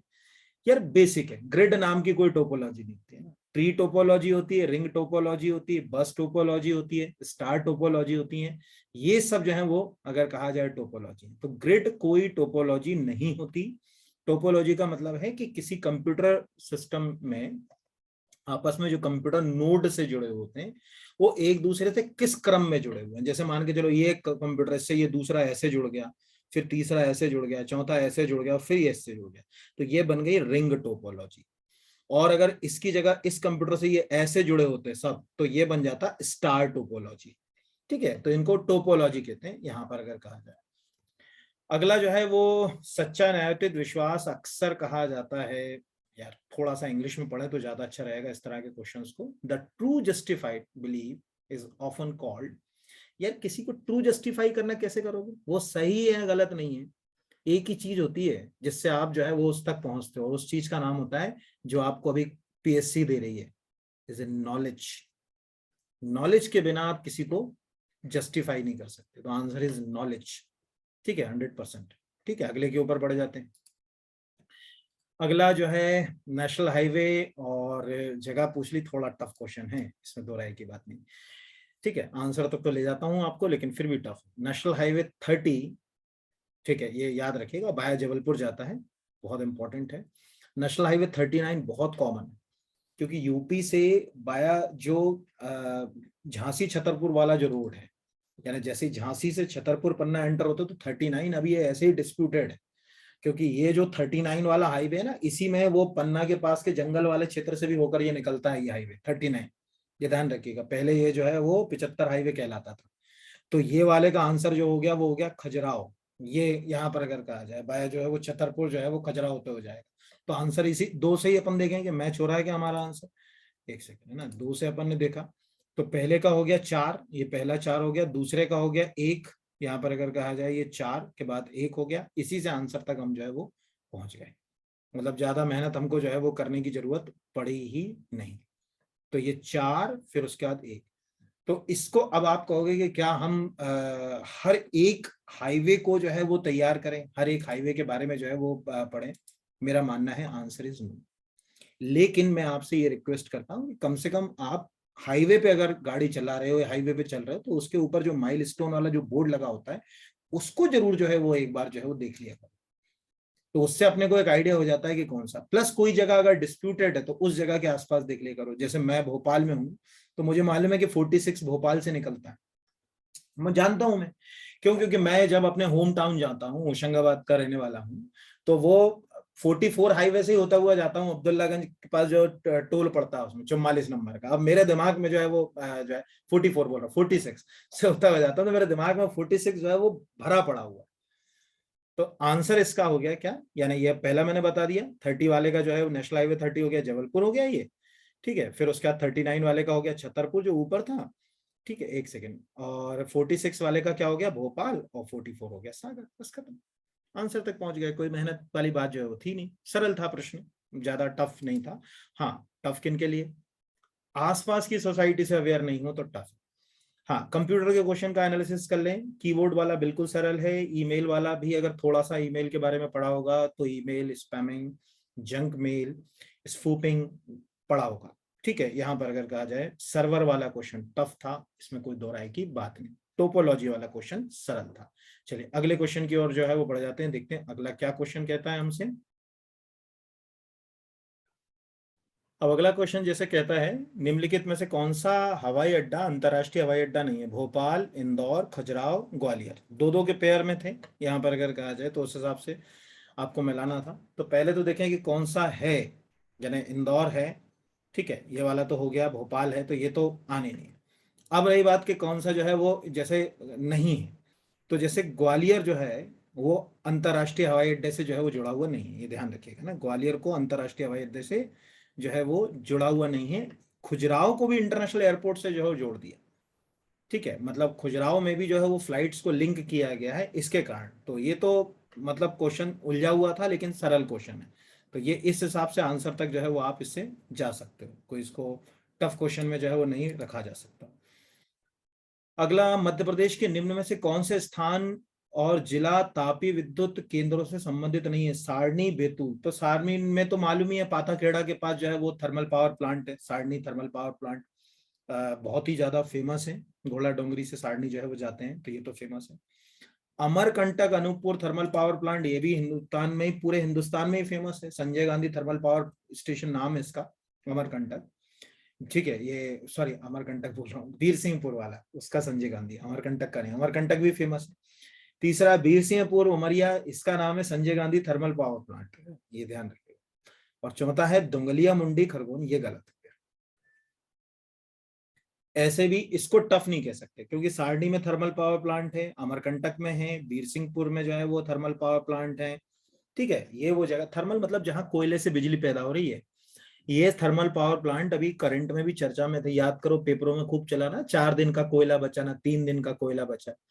तो प्रश्न आया, अगले साल क्या आएगा वो बताऊं। अभी पेट्रोल डीजल की किल्लत हो गई तो डिपो पूछ लेगा कि इनमें से कहाँ डिपो है। इंडियन ऑयल कॉर्पोरेशन के डिपो कहाँ कहाँ है, या अदर कोई कंपनी का डिपो पूछ ले, क्योंकि अभी सप्लाई डीजल की कम कर दी सरकार ने, 2 हफ्ते से अभी विवाद चल रहा है। और अगर ये विवादों में आएगा तो वो डिपो के नाम पूछ लेगा। ऐसे क्वेश्चन भी आजकल जो है वो, इसीलिए करंट को इस नजरिए से पढ़ना अपने को, क्या आंसर तक जो है वो ले जाए अपने को। निम्नलिखित मतलब याद रहेगा ना, दोंगलिया मुंडी खरगोन हो गया। निम्नलिखित में से कौन सा सही सुमेलित नहीं है? बरगी परियोजना जबलपुर में बिल्कुल सही है, क्योंकि जबलपुर में बरगी जो है तवा नर्मदा की एक सहायक नदी है, और जब नर्मदा वैली प्रोजेक्ट की शुरुआत होती है तो बरगी पे ही पहला प्रोजेक्ट है, फिर उसके बाद तवा पे, और फिर उसके बाद जो है वो इंदिरा सागर, ओमकारेश्वर, महेश्वर जैसे डैम बने हुए। तवा होशंगाबाद में बिल्कुल बहुत ही कॉमन है, तवा प्रोजेक्ट है। 2 ही क्वेश्चन हो गए, ऊपर भी आ गया नीचे भी आ गया ये क्वेश्चन। तो तवा तो मालूम ही है, ठीक है, नर्मदा की सहायक नदी है। मटियारी बांध, मट्टी का बांध, ये भी मंडला 1 लाइन फैक्ट में भी याद करा होगा। और बारना जो है वो प्रोजेक्ट जो है वो रायसेन में पड़ता है। तो बारना डैम सबको मालूम होगा, कि कोई पूछेगा कि भाई बारना जो है वो डैम कहाँ पर है, तो बारना जो है वो डैम है ये रायसेन में पड़ता है। तो उज्जैन तो हो ही नहीं सकता बारना डैम में, तो आंसर जो है वो बारना को इससे जो है वो लिंक करके आप कर सकते थे ना। तो ये वाला क्वेश्चन इसका गलत क्या हो गया, बारना डैम उज्जैन जो है वो गलत हो गया। सरल प्रश्न था, टफ की नजरिए में इसको शामिल नहीं किया जा सकता।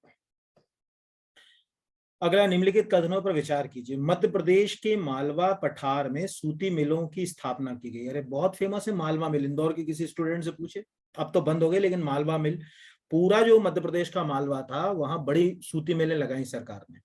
एक मिल अभी भी है उसमें से चर्चित, वो है बुरहानपुर में। जैसे आप स्टेशन उतरो तो सामने ही बोर्ड लगा हुआ है ताप्ती मिल का, तो बुरहानपुर में तो आज भी सूती मिलें हैं, इसमें दो राय की बात नहीं, ये तो बिल्कुल सही हो गया।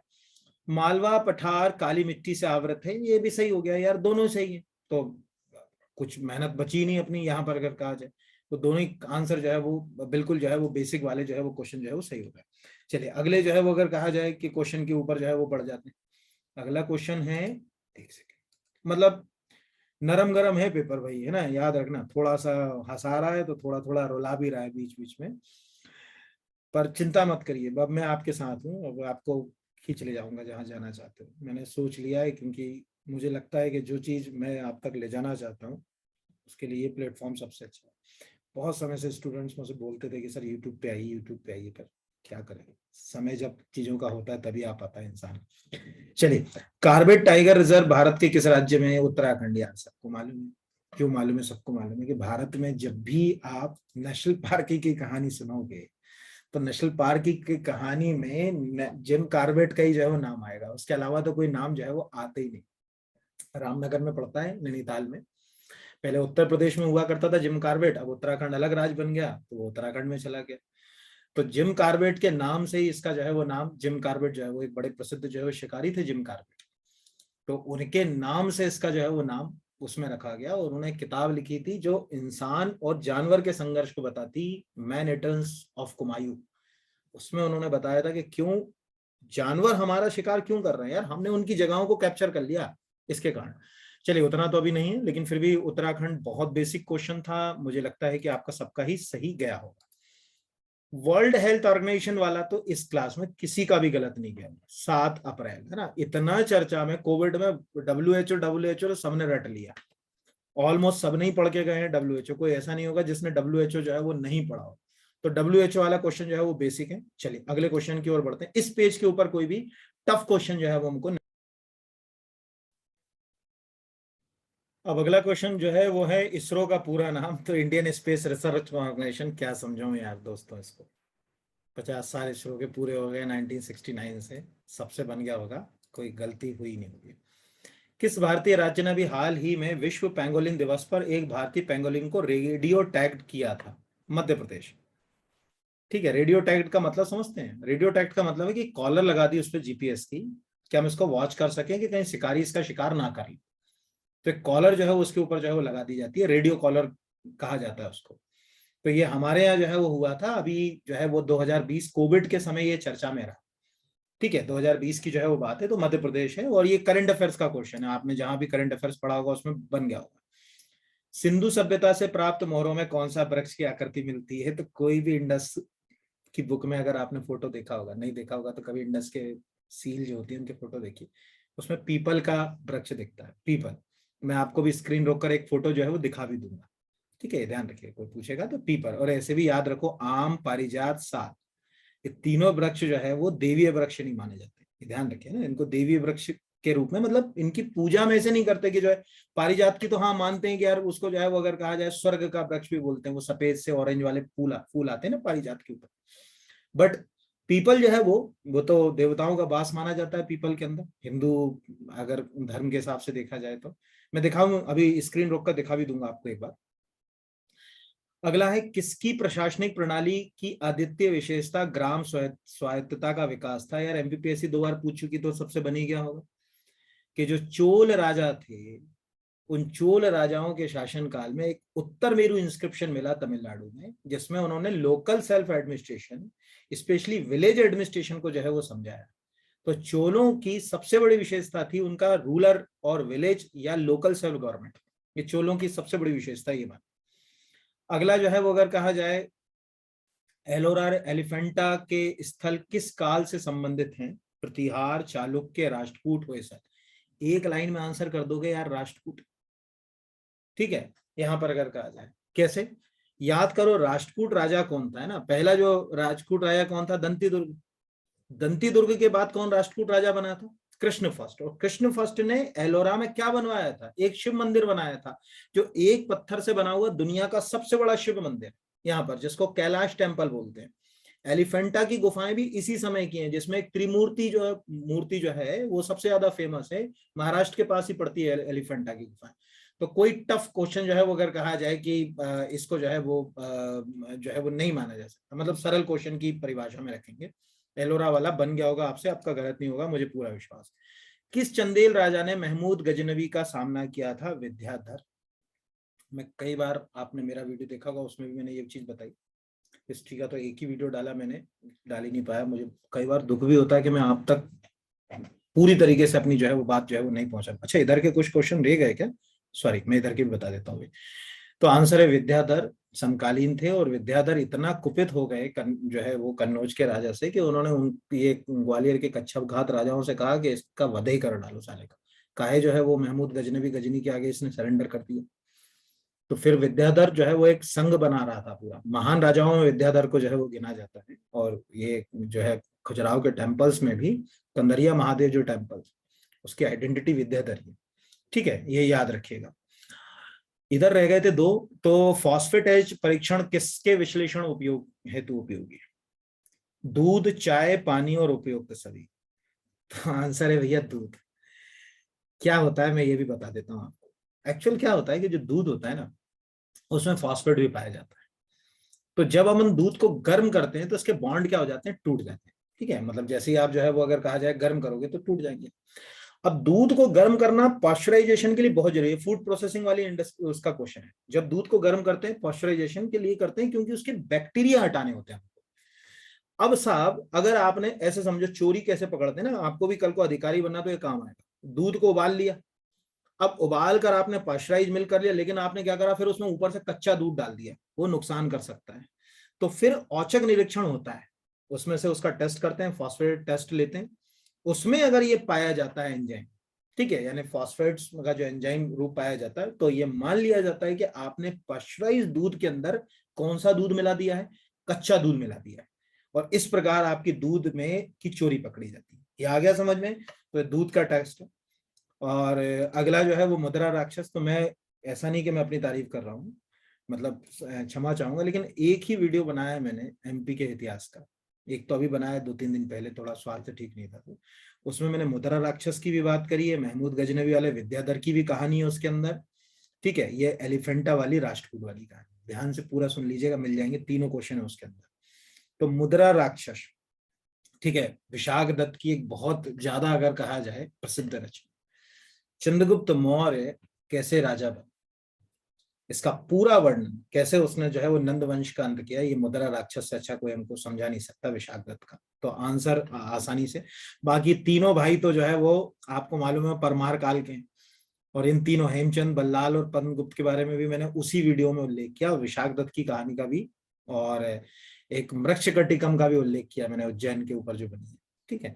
तो ठीक है, मुझे लगता है कि विशाख दत्त वाला आपसे बन गया होगा, इसमें कोई टफ नहीं था। तो इस पेज पे ज्यादा टफ प्रश्न नहीं थे, फॉस्फेटस वाला जो है वो थोड़ा सा टफ था, हाँ, कि अगर आपने पॉस्चराइजेशन पढ़ा होगा तो उसमें जरूर पढ़ाया होगा आपको, जिसने पढ़ाया होगा कि कैसे फॉस्फेट जो है वो एंजाइम के टेस्ट किया जाता है, और दूध को पूरी तरीके से पॉस्चराइज किया गया है या नहीं किया गया है, इसकी चोरी का इससे जो है वो पता लगाया जाता है। चलिए, तो अच्छा हेल्दी था ये वाला, थोड़ा सा गर्म थोड़ा सा नरम। चलिए अगले पेज। अगला है सेरागेसो सागर कहाँ स्थित है? उत्तर अटलांटिक महासागर, दक्षिण अटलांटिक, हिंद महासागर और उत्तरी प्रशांत महासागर। बेसिक प्रश्न है, सबको पता होगा, नॉर्थ अटलांटिक में है। यहाँ एक सी बीड पाई जाती है, यानी जिसको अपन समुद्री घास कहते हैं, इसके कारण जहाज के जो प्रोपेलर होते हैं ना उसमें फंस जाती है, तो वहां जहाज चल नहीं पाते, तो ट्रेड में बहुत प्रॉब्लम करता है ये नॉर्थ अटलांटिक में। तो और ऐसे भी चर्चा में है सेरागेसो, सबको मालूम होगा, मतलब आप जब वर्ल्ड मैप पर जाओगे तो ये नॉर्थ और साउथ अमेरिका और ये यूरोप के बीच में ये वाली जो जगह है, यहाँ पर जो है वो सेरागेसो सी जो है वो है। तो ये तो बेसिक सा था, आपसे बनी गया होगा उम्मीद है। अगला है, निम्नलिखित में से किस जल मार्ग का आर्थिक तथा युद्ध नीतिक महत्व अधिक है? पाक जल जमरू, मलक्का जो है, स्वेज और पनामा। तो युद्ध के लिए भी स्वेज, ठीक है, अरब इजराइल वॉर हुआ स्वेज कैनाल वाला, मेडिटेरियन वाले बेल्ट में, और अभी आप देखो कि वो एवरग्रीन जहाज फंसा था स्वेज में, क्या जबरदस्त जो है वो नुकसान हुआ था, ये तो मालूम ही होगा। तो स्वेज इससे भी जो है लिंक करके आंसर तक आपको ले जा सकता था। और मैं बहुत दोस्तों आपसे क्षमा चाहूंगा कि कई बार मेरे मुंह से निकल रहा है कि आपसे बन ही गया, जो इनिशियल लेवल पर है नहीं बना तो माफ करिएगा, लेकिन मेरा ये मानना है कि पढ़ाई का तरीका आपको बदलना पड़ेगा, आपका सोचने का नजरिया बहुत ज्यादा डिस्क्रिप्टिव होना चाहिए। तो मैं अब उस नजरिए में आपके साथ तो खड़ा ही हुआ हूँ, बट बहुत डिस्क्रिप्टिव सोचिए तो कुछ एग्जाम को हर लेवल पर कवर कर पाएंगे। अगला जो है वो निम्नलिखित में से कौन सा नवीन वलित पर्वत नहीं है, यानी न्यू फोल्डेड माउंटेन नहीं है? सियरा नेवेदा तो है ही नहीं, ये तो मालूम है, डोम माउंटेन है, ये तो डोम शेप में है।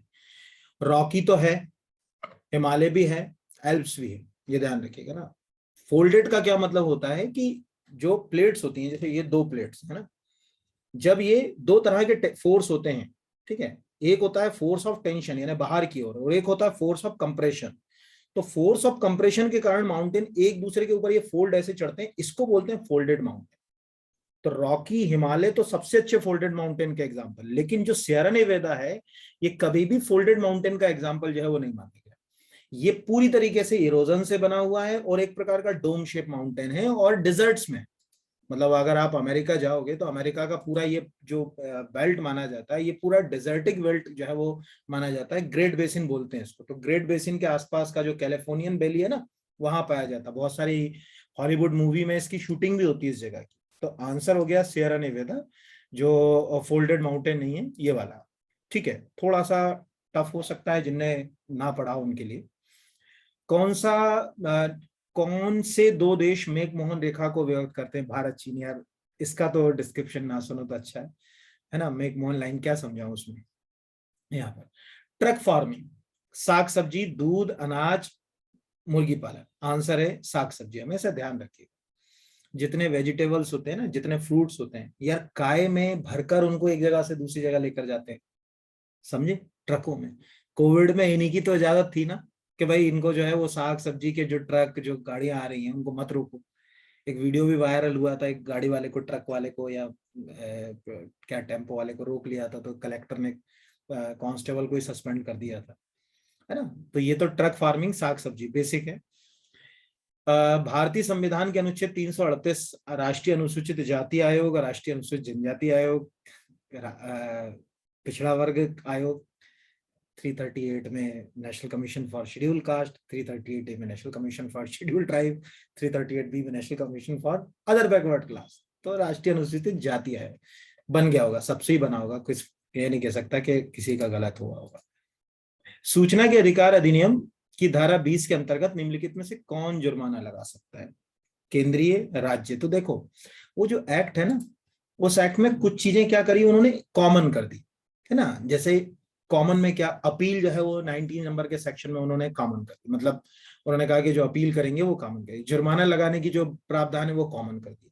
तो जब कॉमन कर दिया मतलब दोनों करेंगे एक साथ, तो दोनों करेंगे तो केंद्रीय सूचना आयोग भी लगा सकता है, राज्य सूचना आयोग भी लगा सकता है। तो इसका आंसर क्या हो गया, केंद्रीय सूचना आयोग या राज्य, जो जिसको लगे वो लगा सकता है। 200 रुपए से जुर्माना शुरू होता है, 25,000 रुपए तक जो है वो अधिकतम जुर्माने की राशि हो सकती है। ठीक है, मतलब जो कुल रकम है, मतलब शुरुआत में 200 नहीं, 250 रुपए, सॉरी 200 नहीं, 250 रुपए से शुरू होगी और वहां तक जो है वो लेकर जाएंगे। अगला क्वेश्चन जो है वो, एक सेकेंड, भारत के नियंत्रक महालेखा परीक्षक संघ के लेखाओं संबंधी अपना प्रतिवेदन किसको प्रस्तुत करता है? सबसे ज्यादा खतरनाक क्वेश्चन। क्यों? क्योंकि दिमाग एकदम ना चले तो उपराष्ट्रपति पे गोला मार दिए पता चले, जबकि आंसर तीनों ही नहीं है ना। ये ध्यान रखिएगा। वो अपना प्रतिवेदन, मैंने एक दिन बताया भी था जो वीडियो बनाया था, वो अपना प्रतिवेदन राष्ट्रपति को देगा, राष्ट्रपति उस प्रतिवेदन को पब्लिक अकाउंट कमेटी को देगा, पब्लिक अकाउंट कमेटी उसको एग्जामिन करेगी और एग्जामिन करके संसद के पटल के ऊपर रखवाएगी। तो आंसर जो है वो उपयुक्त में से कोई नहीं। मतलब ऐसे क्वेश्चन से आपको ये समझ पड़ता है कि धैर्य के साथ अगर प्रश्न को नहीं पढ़ा तो क्वेश्चन जो है वो खराब होना तय है। धैर्य बहुत जरूरी है इसमें, जितना धैर्य के साथ अपन पढ़ेंगे उतना जो है वो क्वेश्चन जो है वो अपना अच्छा जाएगा, नहीं तो एग्जाम में अपने हाथ से जो है वो निकल ही जाएगा। ठीक है, चलिए अगले के ऊपर चले जाते हैं, अगला क्वेश्चन देखते हैं कि अब अगला क्वेश्चन जो है वो है, राज्य लोक सेवा आयोग के अध्यक्ष और सदस्यों की नियुक्ति किसके द्वारा की जाती है? राज्यपाल द्वारा, मुख्यमंत्री द्वारा, राष्ट्रपति द्वारा? बेसिक क्वेश्चन है, मुझे लगता है कि किसी का भी गलत नहीं हुआ होगा। राज्य लोक सेवा आयोग है तो राज्यपाल ही करेगा, और अगर संघ लोक सेवा आयोग होता तो राष्ट्रपति। ये तो बेसिक है, सभी से बन गया होगा, मतलब गलत नहीं हुआ होगा। विकास निगरानी और मूल्यांकन कार्यालय डीईएमओ का गठन, ये टफ क्वेश्चन आ गया है, ये मेरे को भी दुख हो गया क्योंकि मैंने भी अपने यहाँ के बच्चों को नीति आयोग पढ़ाया था, पर पढ़ाया नहीं। क्योंकि जब नीति आयोग जब का गठन हुआ था तो development monitoring and evolution office जो है वो सरकार ने बना दिया था, नीति आयोग के गठन के बाद ही इस पे काम हो गया था। और सितंबर जो है वो 2015 में ही बन चुका था, 18 सितंबर 2015 को, ये याद रखिएगा। और जितने भी अगर कहा जाए इसमें एक पीएमओ पीईओ होता है, जिसको अपन प्रोग्राम एवोल्यूशन जो है वो ऑफिस के नाम से जानते हैं, उसके साथ ये काम करता है। ठीक है, जो पहले से चला आ रहा था उसके साथ। तो ये तो यार हेल्दी क्वेश्चन है, अच्छा, मतलब जिसने भी सेट किया अच्छा क्वेश्चन लिया। तो DEMEO एक हेल्दी क्वेश्चन के रूप में जो है वो इसको जो है वो देखा जा सकता है यहाँ पर। चलिए अगले क्वेश्चन की ओर जो है वो बढ़ जाते हैं। भारत के संविधान के अनुच्छेद 51 का, इसमें ध्यान रखना कहीं जो है वो हिंदी वाले का के चक्कर में भूल मत जाना, है ना। फंडामेंटल ड्यूटी के बारे में बात कर रहा है, मैं पालन और आदर। तो यार पहला ही फंडामेंटल ड्यूटी है 11 में से कि संविधान का पालन करेंगे, उसके आदर्शों, संस्थाओं, राष्ट्र ध्वज और राष्ट्रगान का आदर करेंगे। ठीक है, मतलब पालन करेंगे संविधान का, और अब जो है वो अगर कहा जाए राष्ट्र ध्वज, राष्ट्रगान आदि का क्या करेंगे, आदर करेंगे। तो हम किससे संविधान, संविधान से संबंधित है यहाँ पर अगर कहा जाए, तो ये तो आंसर ही हो गया, पालन एवं आदर। हालांकि इसमें भी उलझन है, पालन जो है वो अगर कहा जाए संविधान का करेंगे, ठीक है, यानी संविधान का पालन करें और उसके जो आदर्श हैं जैसे राष्ट्र ध्वज, राष्ट्रगान आदि, उनका क्या करें, आदर करें, वो अधूरा है, यानी इसमें ठीक है लिख दिया तो लिख दिया, पर आंसर तो यही हो गया अपना। तो फंडामेंटल ड्यूटी देखोगे तो उसमें जो है वो मिल जाएगा आपको, उसमें कोई दिक्कत की जो है वो बात है ही नहीं। अगला है, निम्नलिखित में से कौन सा संविधान संशोधन पहला संविधान संशोधन था जिसमें संविधान के अनुच्छेद 368(2) के परंतुक अपेक्षाओं के अनुरूप राज्य विधान मंडलों से अनुसमर्थित किया गया। तो ये ध्यान रखा, बता दूं, संविधान के अनुच्छेद 368 में केवल दो ही तरह से संविधान संशोधन हो सकता है, या तो 2/3 मेजोरिटी से, पहला 2/3 से, और दूसरा 2/3 के साथ 50% राज्य जो है वो क्या करते हैं, यानी आधे राज्य उसका अनुसमर्थन करते हैं। जो नॉर्मल जनरल मेजोरिटी से हम करते हैं ना, 50, मतलब प्रेजेंट इन वोटिंग 50%, वो जो है वो 368 में वर्णित नहीं है। संविधान में 3 तरह से अमेंडमेंट होता है, पर 368 में दो ही पैटर्न जो दिए। तो उसमें ये लिखा है कि यार जो 7 शेड्यूल के अंदर जो लिस्ट है ना, ठीक है, union list, state list, concurrent list, इसमें आपको कोई बदलाव करना है ना, तो आप राज्यों से लो।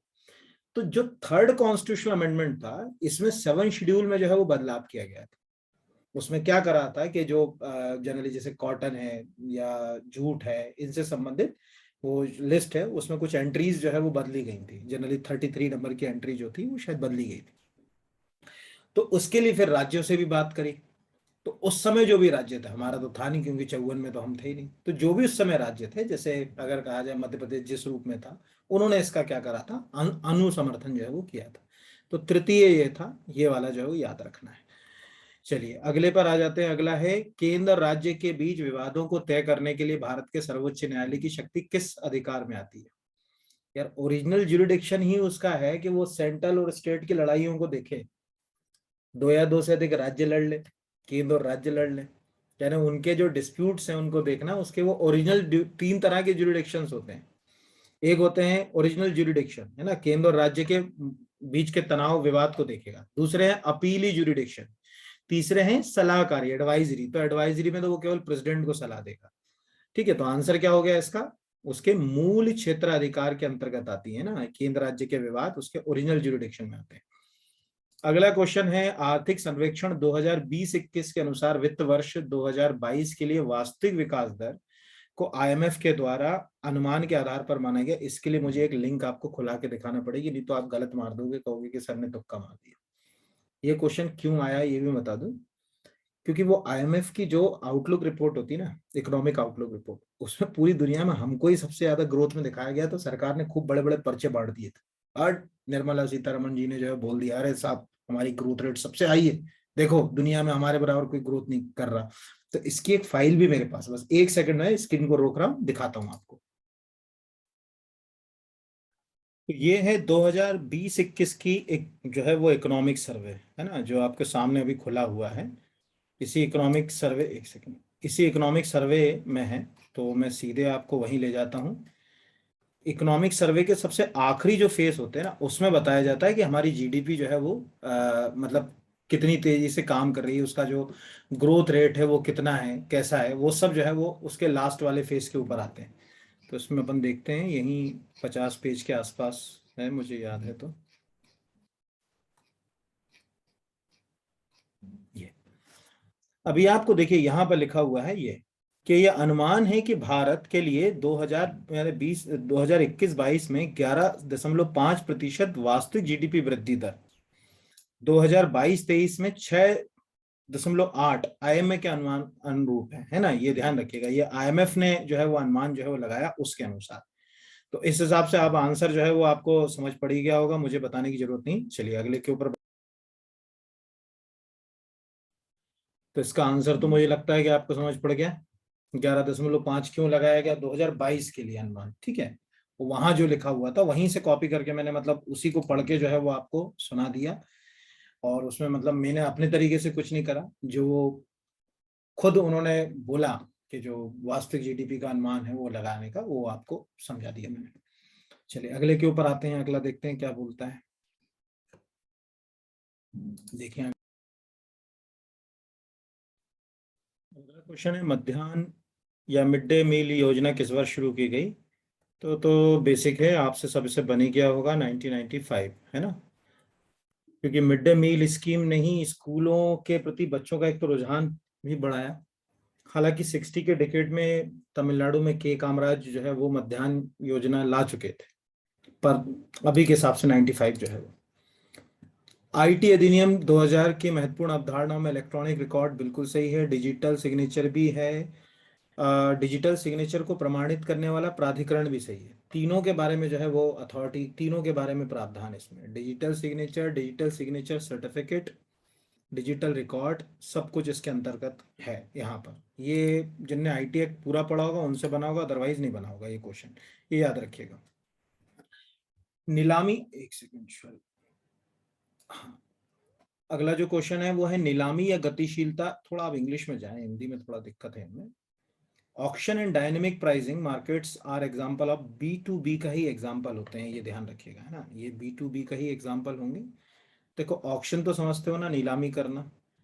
तो क्या होता है कि दो समूह के बीच ऑक्शन जो है वो नीलामियों की प्रक्रिया होती है। हम सीधे जो है वो खुद उपभोक्ता सीधे भाग नहीं लेता ज़्यादातर जो ऐसी नीलामियाँ होती है उसमें। डायनेमिक प्राइसिंग मतलब परिस्थितियों के अनुसार हम कीमतों को बदलते रहते हैं ना, वो सब डायनेमिक प्राइसिंग के अंतर्गत आता है। तो ये तो बी टू बी में ही होगा यहाँ पर। टफ क्वेश्चन है लेकिन ये मान सकते हैं। फिर a, router is use transfer data packaging. मैंने राउटर इसलिए बोल दिया क्योंकि वो राउटर के बिना तो होते ही नहीं यार, दो सिस्टम है उसमें कंप्यूटर डाटा है, तो बिना राउटर के काम कर सकते हो क्या? राउटर तो सबसे इंपॉर्टेंट यहाँ अगर कहा जाए, ये बड़ा जो है वो अगर कहा जाए, तो router is use transfer data package between two computer. तो मेरे कंप्यूटर में जो अभी ये मैं रिकॉर्ड कर रहा हूँ ये आप तक जाएगा यूट्यूब के थ्रू, बिना राउटर के तो जाएगा नहीं। उसको एक्सेस करने के लिए एक प्रक्रिया होगी यहाँ पर, तो ये राउटर में आएगा। अगला है ए database that contain the name and addresses various hosts on internet is called domain name system। ये सबको मालूम होगा, जैसे www.mppsc.com, ये एक अपने आप में क्या है, पूरा के पूरा डोमेन नेम है, तो इसको अपन डोमेन नेम सिस्टम के नाम से जो है वो जानते हैं। तो ये वाला क्वेश्चन सरल है, ये थोड़ा सा इसके पहले वाला जो है वो टफ था। अगला जो है वो है, एक second, consumer fixed price on their own which business accept और decline comes under the, ये थोड़ा सा टफ क्वेश्चन है, मुझे भी नहीं समझ पड़ा इसका आंसर, मैं भी एक तुक्का ही मार रहा हूँ इसमें, क्योंकि मुझे लगता है कि जो है वो कंज्यूमर जो प्राइस है वो फिक्स कर रहा है, तो ज्यादातर जो है वो या तो C2C मॉडल के अंदर होगा। ठीक है, फिर भी इसमें डाउटफुल है, ये मेरे लिए भी डाउटफुल है पहला क्वेश्चन, मुझे नहीं समझ पड़ रहा तो मैंने डाउटफुल में रख दिया, फिर भी C2C लगाता मैं यहाँ। In which year Bhopal gas tragedy. अब तो यार ये वाला तो छोड़ ही दो, ऐसे क्वेश्चन करने से क्या मतलब, पूछने नहीं चाहिए पीएससी को इस तरह क्वेश्चन। 1984 है ना, 2 और 3 दिसंबर की दरमियानी रात को सबको याद होगा। In which organ sertoli cell are found. ये थोड़ा सा अच्छा क्वेश्चन है, हेल्दी है, लेकिन जिनने अगर बच्चों ने हार्मोन पढ़ रखा होगा, है ना, तो हार्मोन में आपको मालूम है कि महिलाओं के हार्मोन जो है वो मेन हार्मोन जो है, जैसे अगर देखो पहले समझो तो ग्लैंड कई प्रकार की होती हैं, है ना, इसमें वो ग्लैंड जो सेक्सुअल हार्मोन से रिलेटेड होती है ना, गोनेड बोलते हैं, गोनेट, है ना, जैसे ओवरी, टेस्टिस, तो उनसे कुछ हार्मोन जो है वो सेक्रेट होते हैं, जिसमें एक फॉलिकल स्टिमुलेटिंग हार्मोन होता है जो पुरुषों के स्पर्म को बनाता है, पुरुषों में जो स्पर्म होते हैं, ठीक है, ये पुरुषों में जैसे ऐसा स्पर्म होता है, इसको बनाता है। यहाँ पर अगर कहा जाए तो इसके निर्माण में ये सेल्स सहायता करते हैं, और ये सेल्स चूंकि बन कहाँ रहा है, स्पर्म टेस्टिकल में बन रहा है, वृषण में बन रहा है, तो इसके अंदर होंगी, और इससे क्या बनेंगे, स्पर्म बनेंगे, और कौन सा हार्मोन रिलीज होगा, जिसको अपन बोलेंगे फॉलिकल, पूरा लिख लेना, स्टिमुलेटिंग हार्मोन। ठीक है, तो इसमें एक रिसेप्टर होता है जो फॉलिकल स्टिमुलेटिंग हार्मोन को करता है, जिससे स्पर्म्स जो है वो मतलब बनते हैं। बस इतना अपने को याद रखना, ज्यादा अपने को उसमें याद रखने की जरूरत नहीं। थोड़ा सा इसको जो है वो हम टफ क्वेश्चन मान सकते हैं, मतलब ये वाला क्वेश्चन भी जो है वो 72 का टफ है, लेकिन एक क्वेश्चन जो है वो उलझा हुआ, जो B2B B2C वाला जो है वो मुझे नहीं समझ पड़ा, तो वो उलझा हुआ है। चलिए अगले की ओर बढ़ जाते हैं, देखते हैं क्या है। अगला क्वेश्चन जो है, अगला क्वेश्चन जो है वो है यूनिसेफ का मुख्यालय कहाँ स्थित है? जिनेवा, न्यूयॉर्क, पेरिस, रोम। यार ये तो बेसिक है, सबको मालूम ही होगा। ठीक है, न्यूयॉर्क। मतलब ये वाले क्वेश्चन तो आपसे उम्मीद है कि बेसिक से जो है वो तैयार हो गए होंगे, ये वाले। हाइड्रोक्लोरिक एसिड किस अंग को से स्रावित होता है?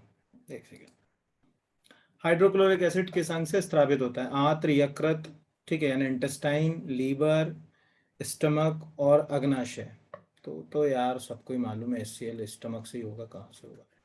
ये तो कुछ क्वेश्चन तो उन्होंने ऐसे पूछ लिए कि जो बिल्कुल हद से ही ज़्यादा खतरनाक, और कुछ कुछ भी पूछें।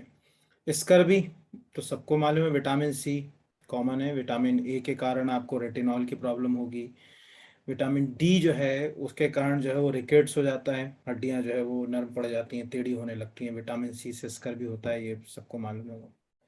मालवा संवत किस नाम से, अंदर वाला क्वेश्चन पूछ लिया इन्होंने। एक्चुअल जो विक्रम संवत है ना, जो शादी का कार्ड के ऊपर लिखा होता है ना, विक्रम संवत की डेट होती है। और अगर ज्यादा देखना विक्रम संवत की डेट, तो कल का सुबह दैनिक भास्कर पढ़ लेना, ऊपर विक्रम संवत की डेट होगी उसमें।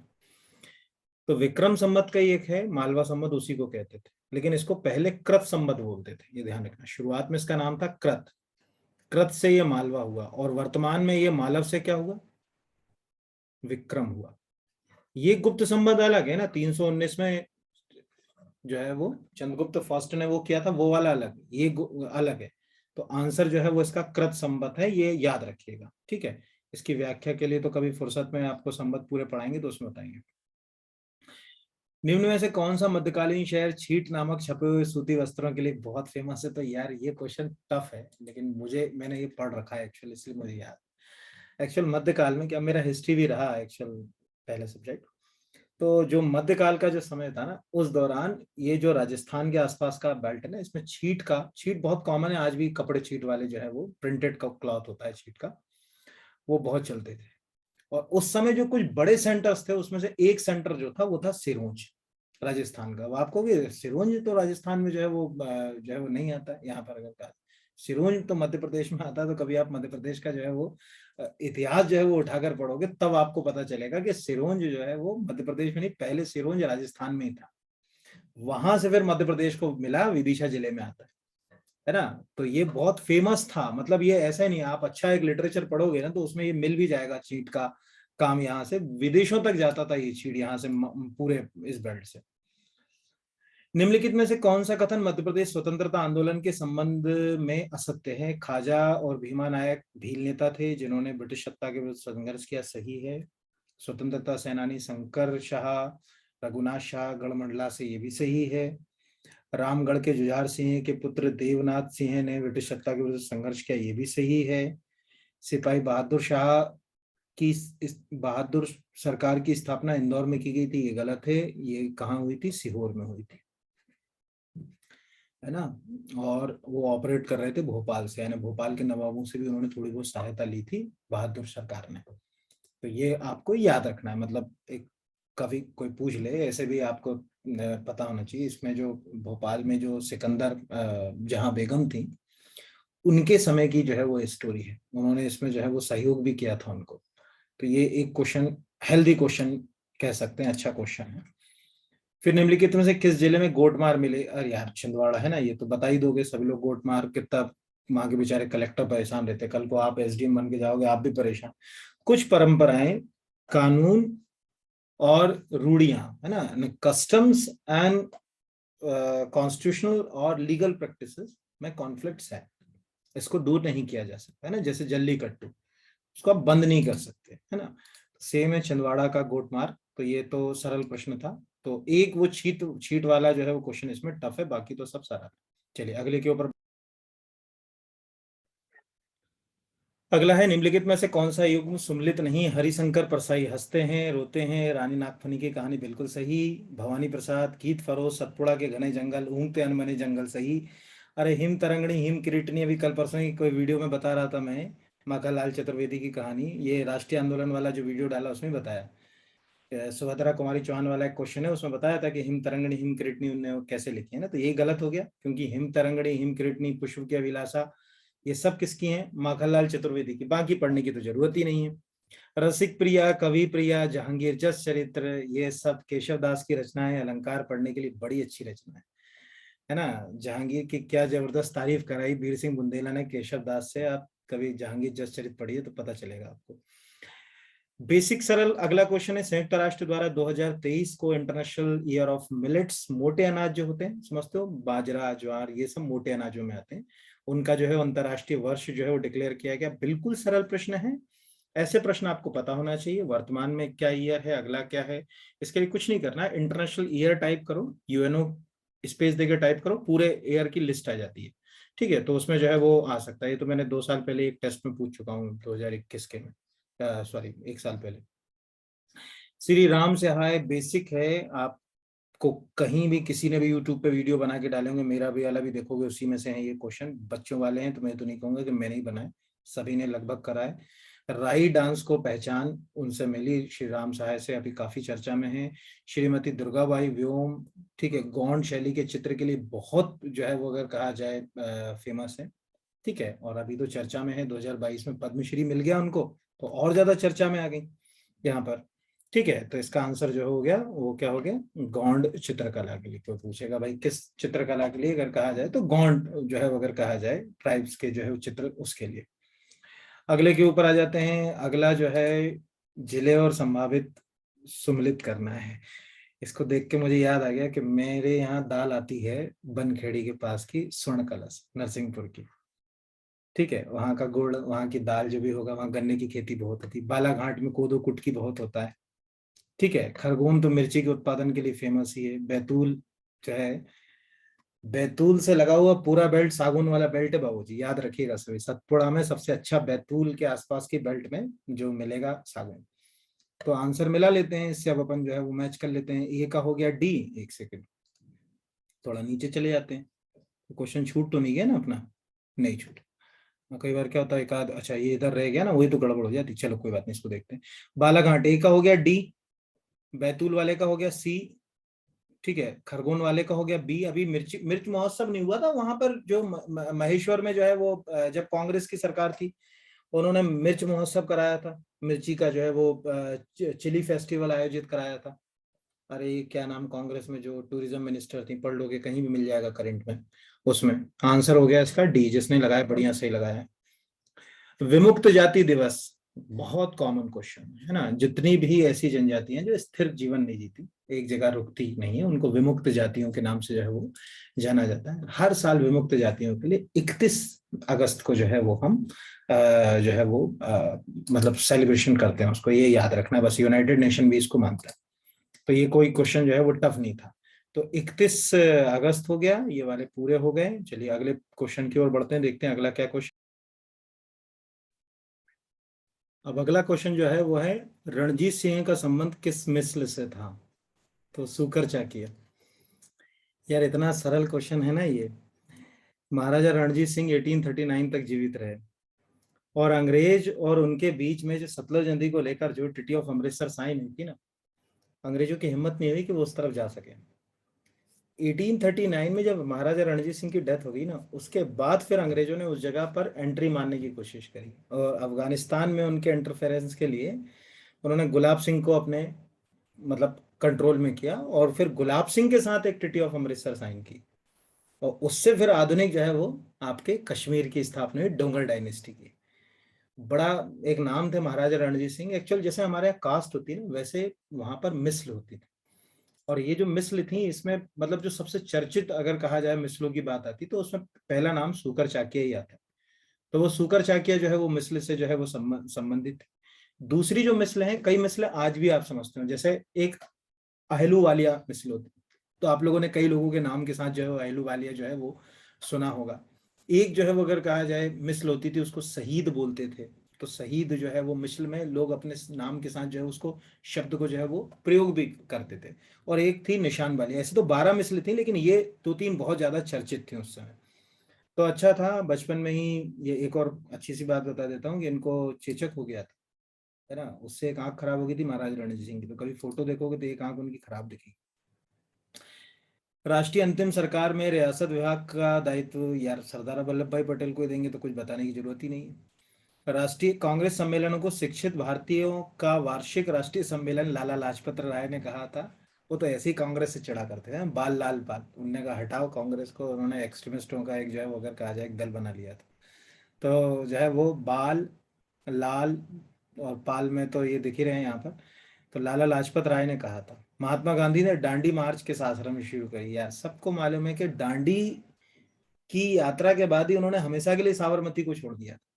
फिर वो साबरमती कभी नहीं गए ना, साबरमती से गए थे दांडी तक, जो अब नवसारी जिले में है। तो एक दिन मैंने अभी कोई वीडियो में मैंने ये पूरा उल्लेख भी किया है अभी मॉडर्न एमपी के वीडियो में, कि कैसे गांधी जी ने जो है वो साबरमती से जो है वो दांडी मार्च शुरू करी और कैसे उसको छोड़ा। डलहौजी की डॉक्ट्रिन ऑफ लैब्स के अंदर विलय किया गया प्रथम राज्य। बहुत कॉमन है, अंग्रेजों की दो तीन चीजें तो आपको पता ही होना चाहिए, जैसे डलहौजी का डॉक्ट्रिन ऑफ लैब्स और वेलेजली की जो है वो सब्सिडी एलायंस। तो डॉक्ट्रिन ऑफ लैब्स तो मैं कभी फुर्सत में आपको जो है वो मतलब आज तो नहीं बता सकता कि मैं पूरी डॉक्ट्रिन ऑफ लैब्स जो है वो सुनाऊं आपको, लेकिन सतारा से डॉक्ट्रिन ऑफ लैब्स का जन्म हुआ। मतलब सबसे पहले जब वो डलहौजी ने शुरू करा था ना 1848 में, तो सतारा को जो किया था। और इसमें हमारे यहाँ अगर कहा जाए जैसे जो मध्य प्रदेश में है, तो मध्य प्रदेश में ये जो झांसी वाला जो बेल्ट था, ये 1853 में डॉक्ट्रिन ऑफ लैब्स में आया था। ऐसे बहुत सारी थी, जैसे सतारा था, नागपुर था, बागड़ था, संबलपुर था, ये सब थे, पर आंसर है सतारा। बहुत सरल था।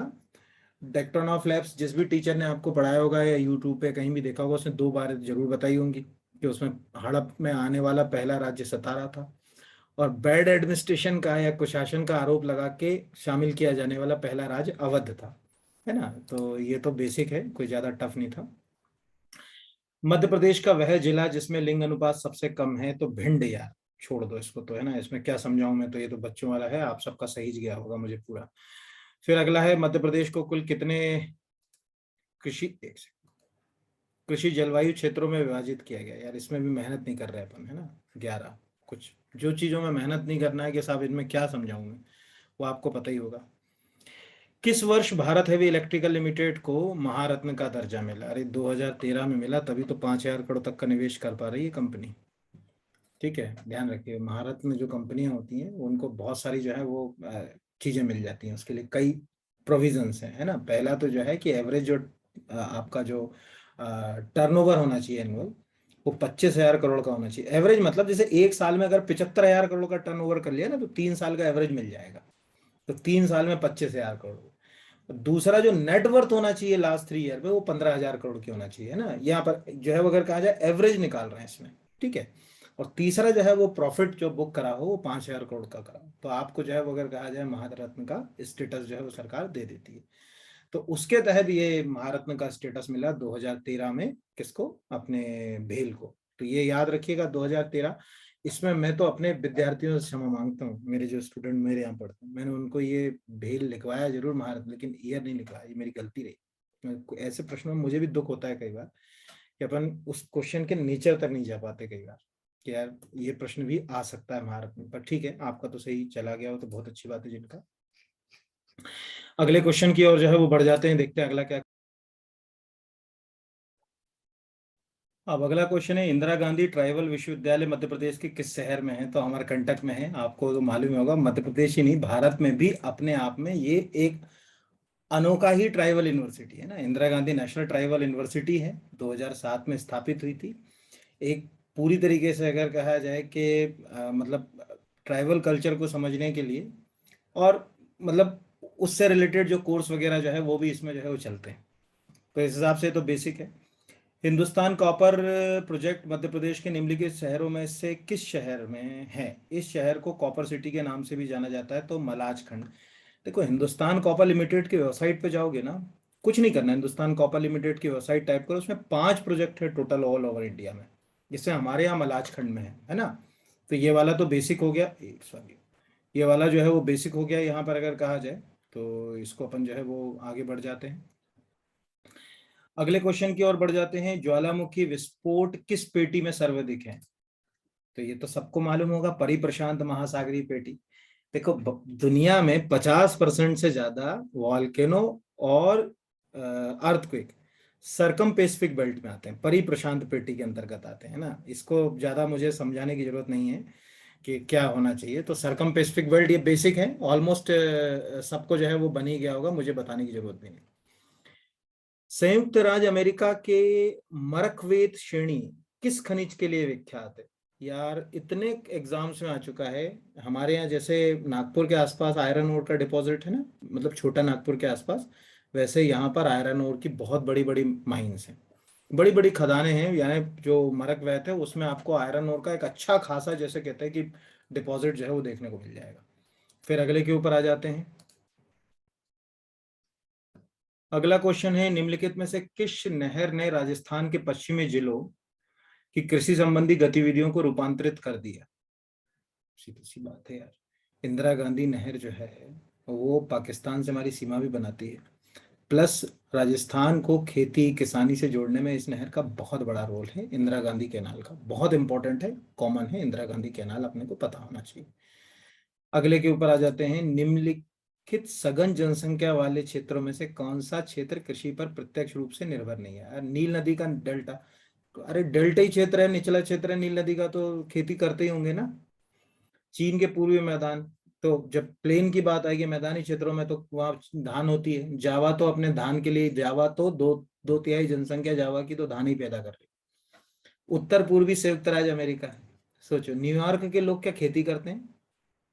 न्यूयॉर्क के लोग क्या खेती करते हैं? नॉर्थ ईस्ट जो है, उत्तर पूर्वी जो अमेरिका है, उसमें सबसे जो अगर कहा जाए नॉर्थ ईस्टर्न अमेरिका का सबसे चर्चित अगर कोई शहर पूछा जाए तो न्यूयॉर्क। तो खेती तो नहीं करते ना, तो आंसर क्या हो गया इसका? न्यूयॉर्क। ठीक है, चलिए अगले की ओर बढ़ जाते हैं, बस खत्म ही हो रहा है, जैसे लॉ खत्म होने वाली वैसे ही हाल है। तो जनगणना वर्ष 2011 में भारत की कुल जनसंख्या 121 करोड़ में नगरीकरण का स्तर प्रतिशत क्या था? 31.16% था, 5 तो नहीं था, पर ये अपने को याद रखना कॉमन है। मुझे लगता है कि सबको ये क्वेश्चन जो है वो बन गया होगा। तो इस तरह से मतलब ये भी क्वेश्चन जो है वो सरल था, इसको अपन टफ जो है वो नहीं कह सकते। तो इस तरह से दोस्तों लगभग 2 घंटे 2.5 घंटे जितना भी लगा वो समय एकदम दिख नहीं रहा मुझे, और अभी इसको अपलोड करने में मुझे लगभग 1 घंटा लगेगा यूट्यूब के ऊपर। ठीक है, अभी मतलब 4, 4:30 से 5:30, 6:30, 6 बजे तक जो है वो मैं इसको यूट्यूब पे पहुंचा दूंगा आपके लिए। बहुत ध्यान से देखिएगा दोस्तों, बड़ी मेहनत करी मैंने इसको अभी आपके लिए करने में, क्योंकि मेरा टाइम इसमें 2-3 घंटे खराब हो गया आज का। तो बट मुझे ये लगता है कि अगर आपने ये एनालिसिस ठीक से समझा तो आपके लिए काफी हेल्पफुल होगा। रही बात के कट ऑफ कितना जाएगा, उस पर अपन कल या परसों बात करेंगे। तुक्का लगाने से कोई मतलब नहीं, ये देखना पड़ेगा कि स्टूडेंटों के नजरिए में पेपर कैसा गया, मेरे नजरिए से कोई लेना देना है नहीं। तो बहुत बहुत शुभकामनाएं आपको, शांत मन से देखिएगा। धन्यवाद।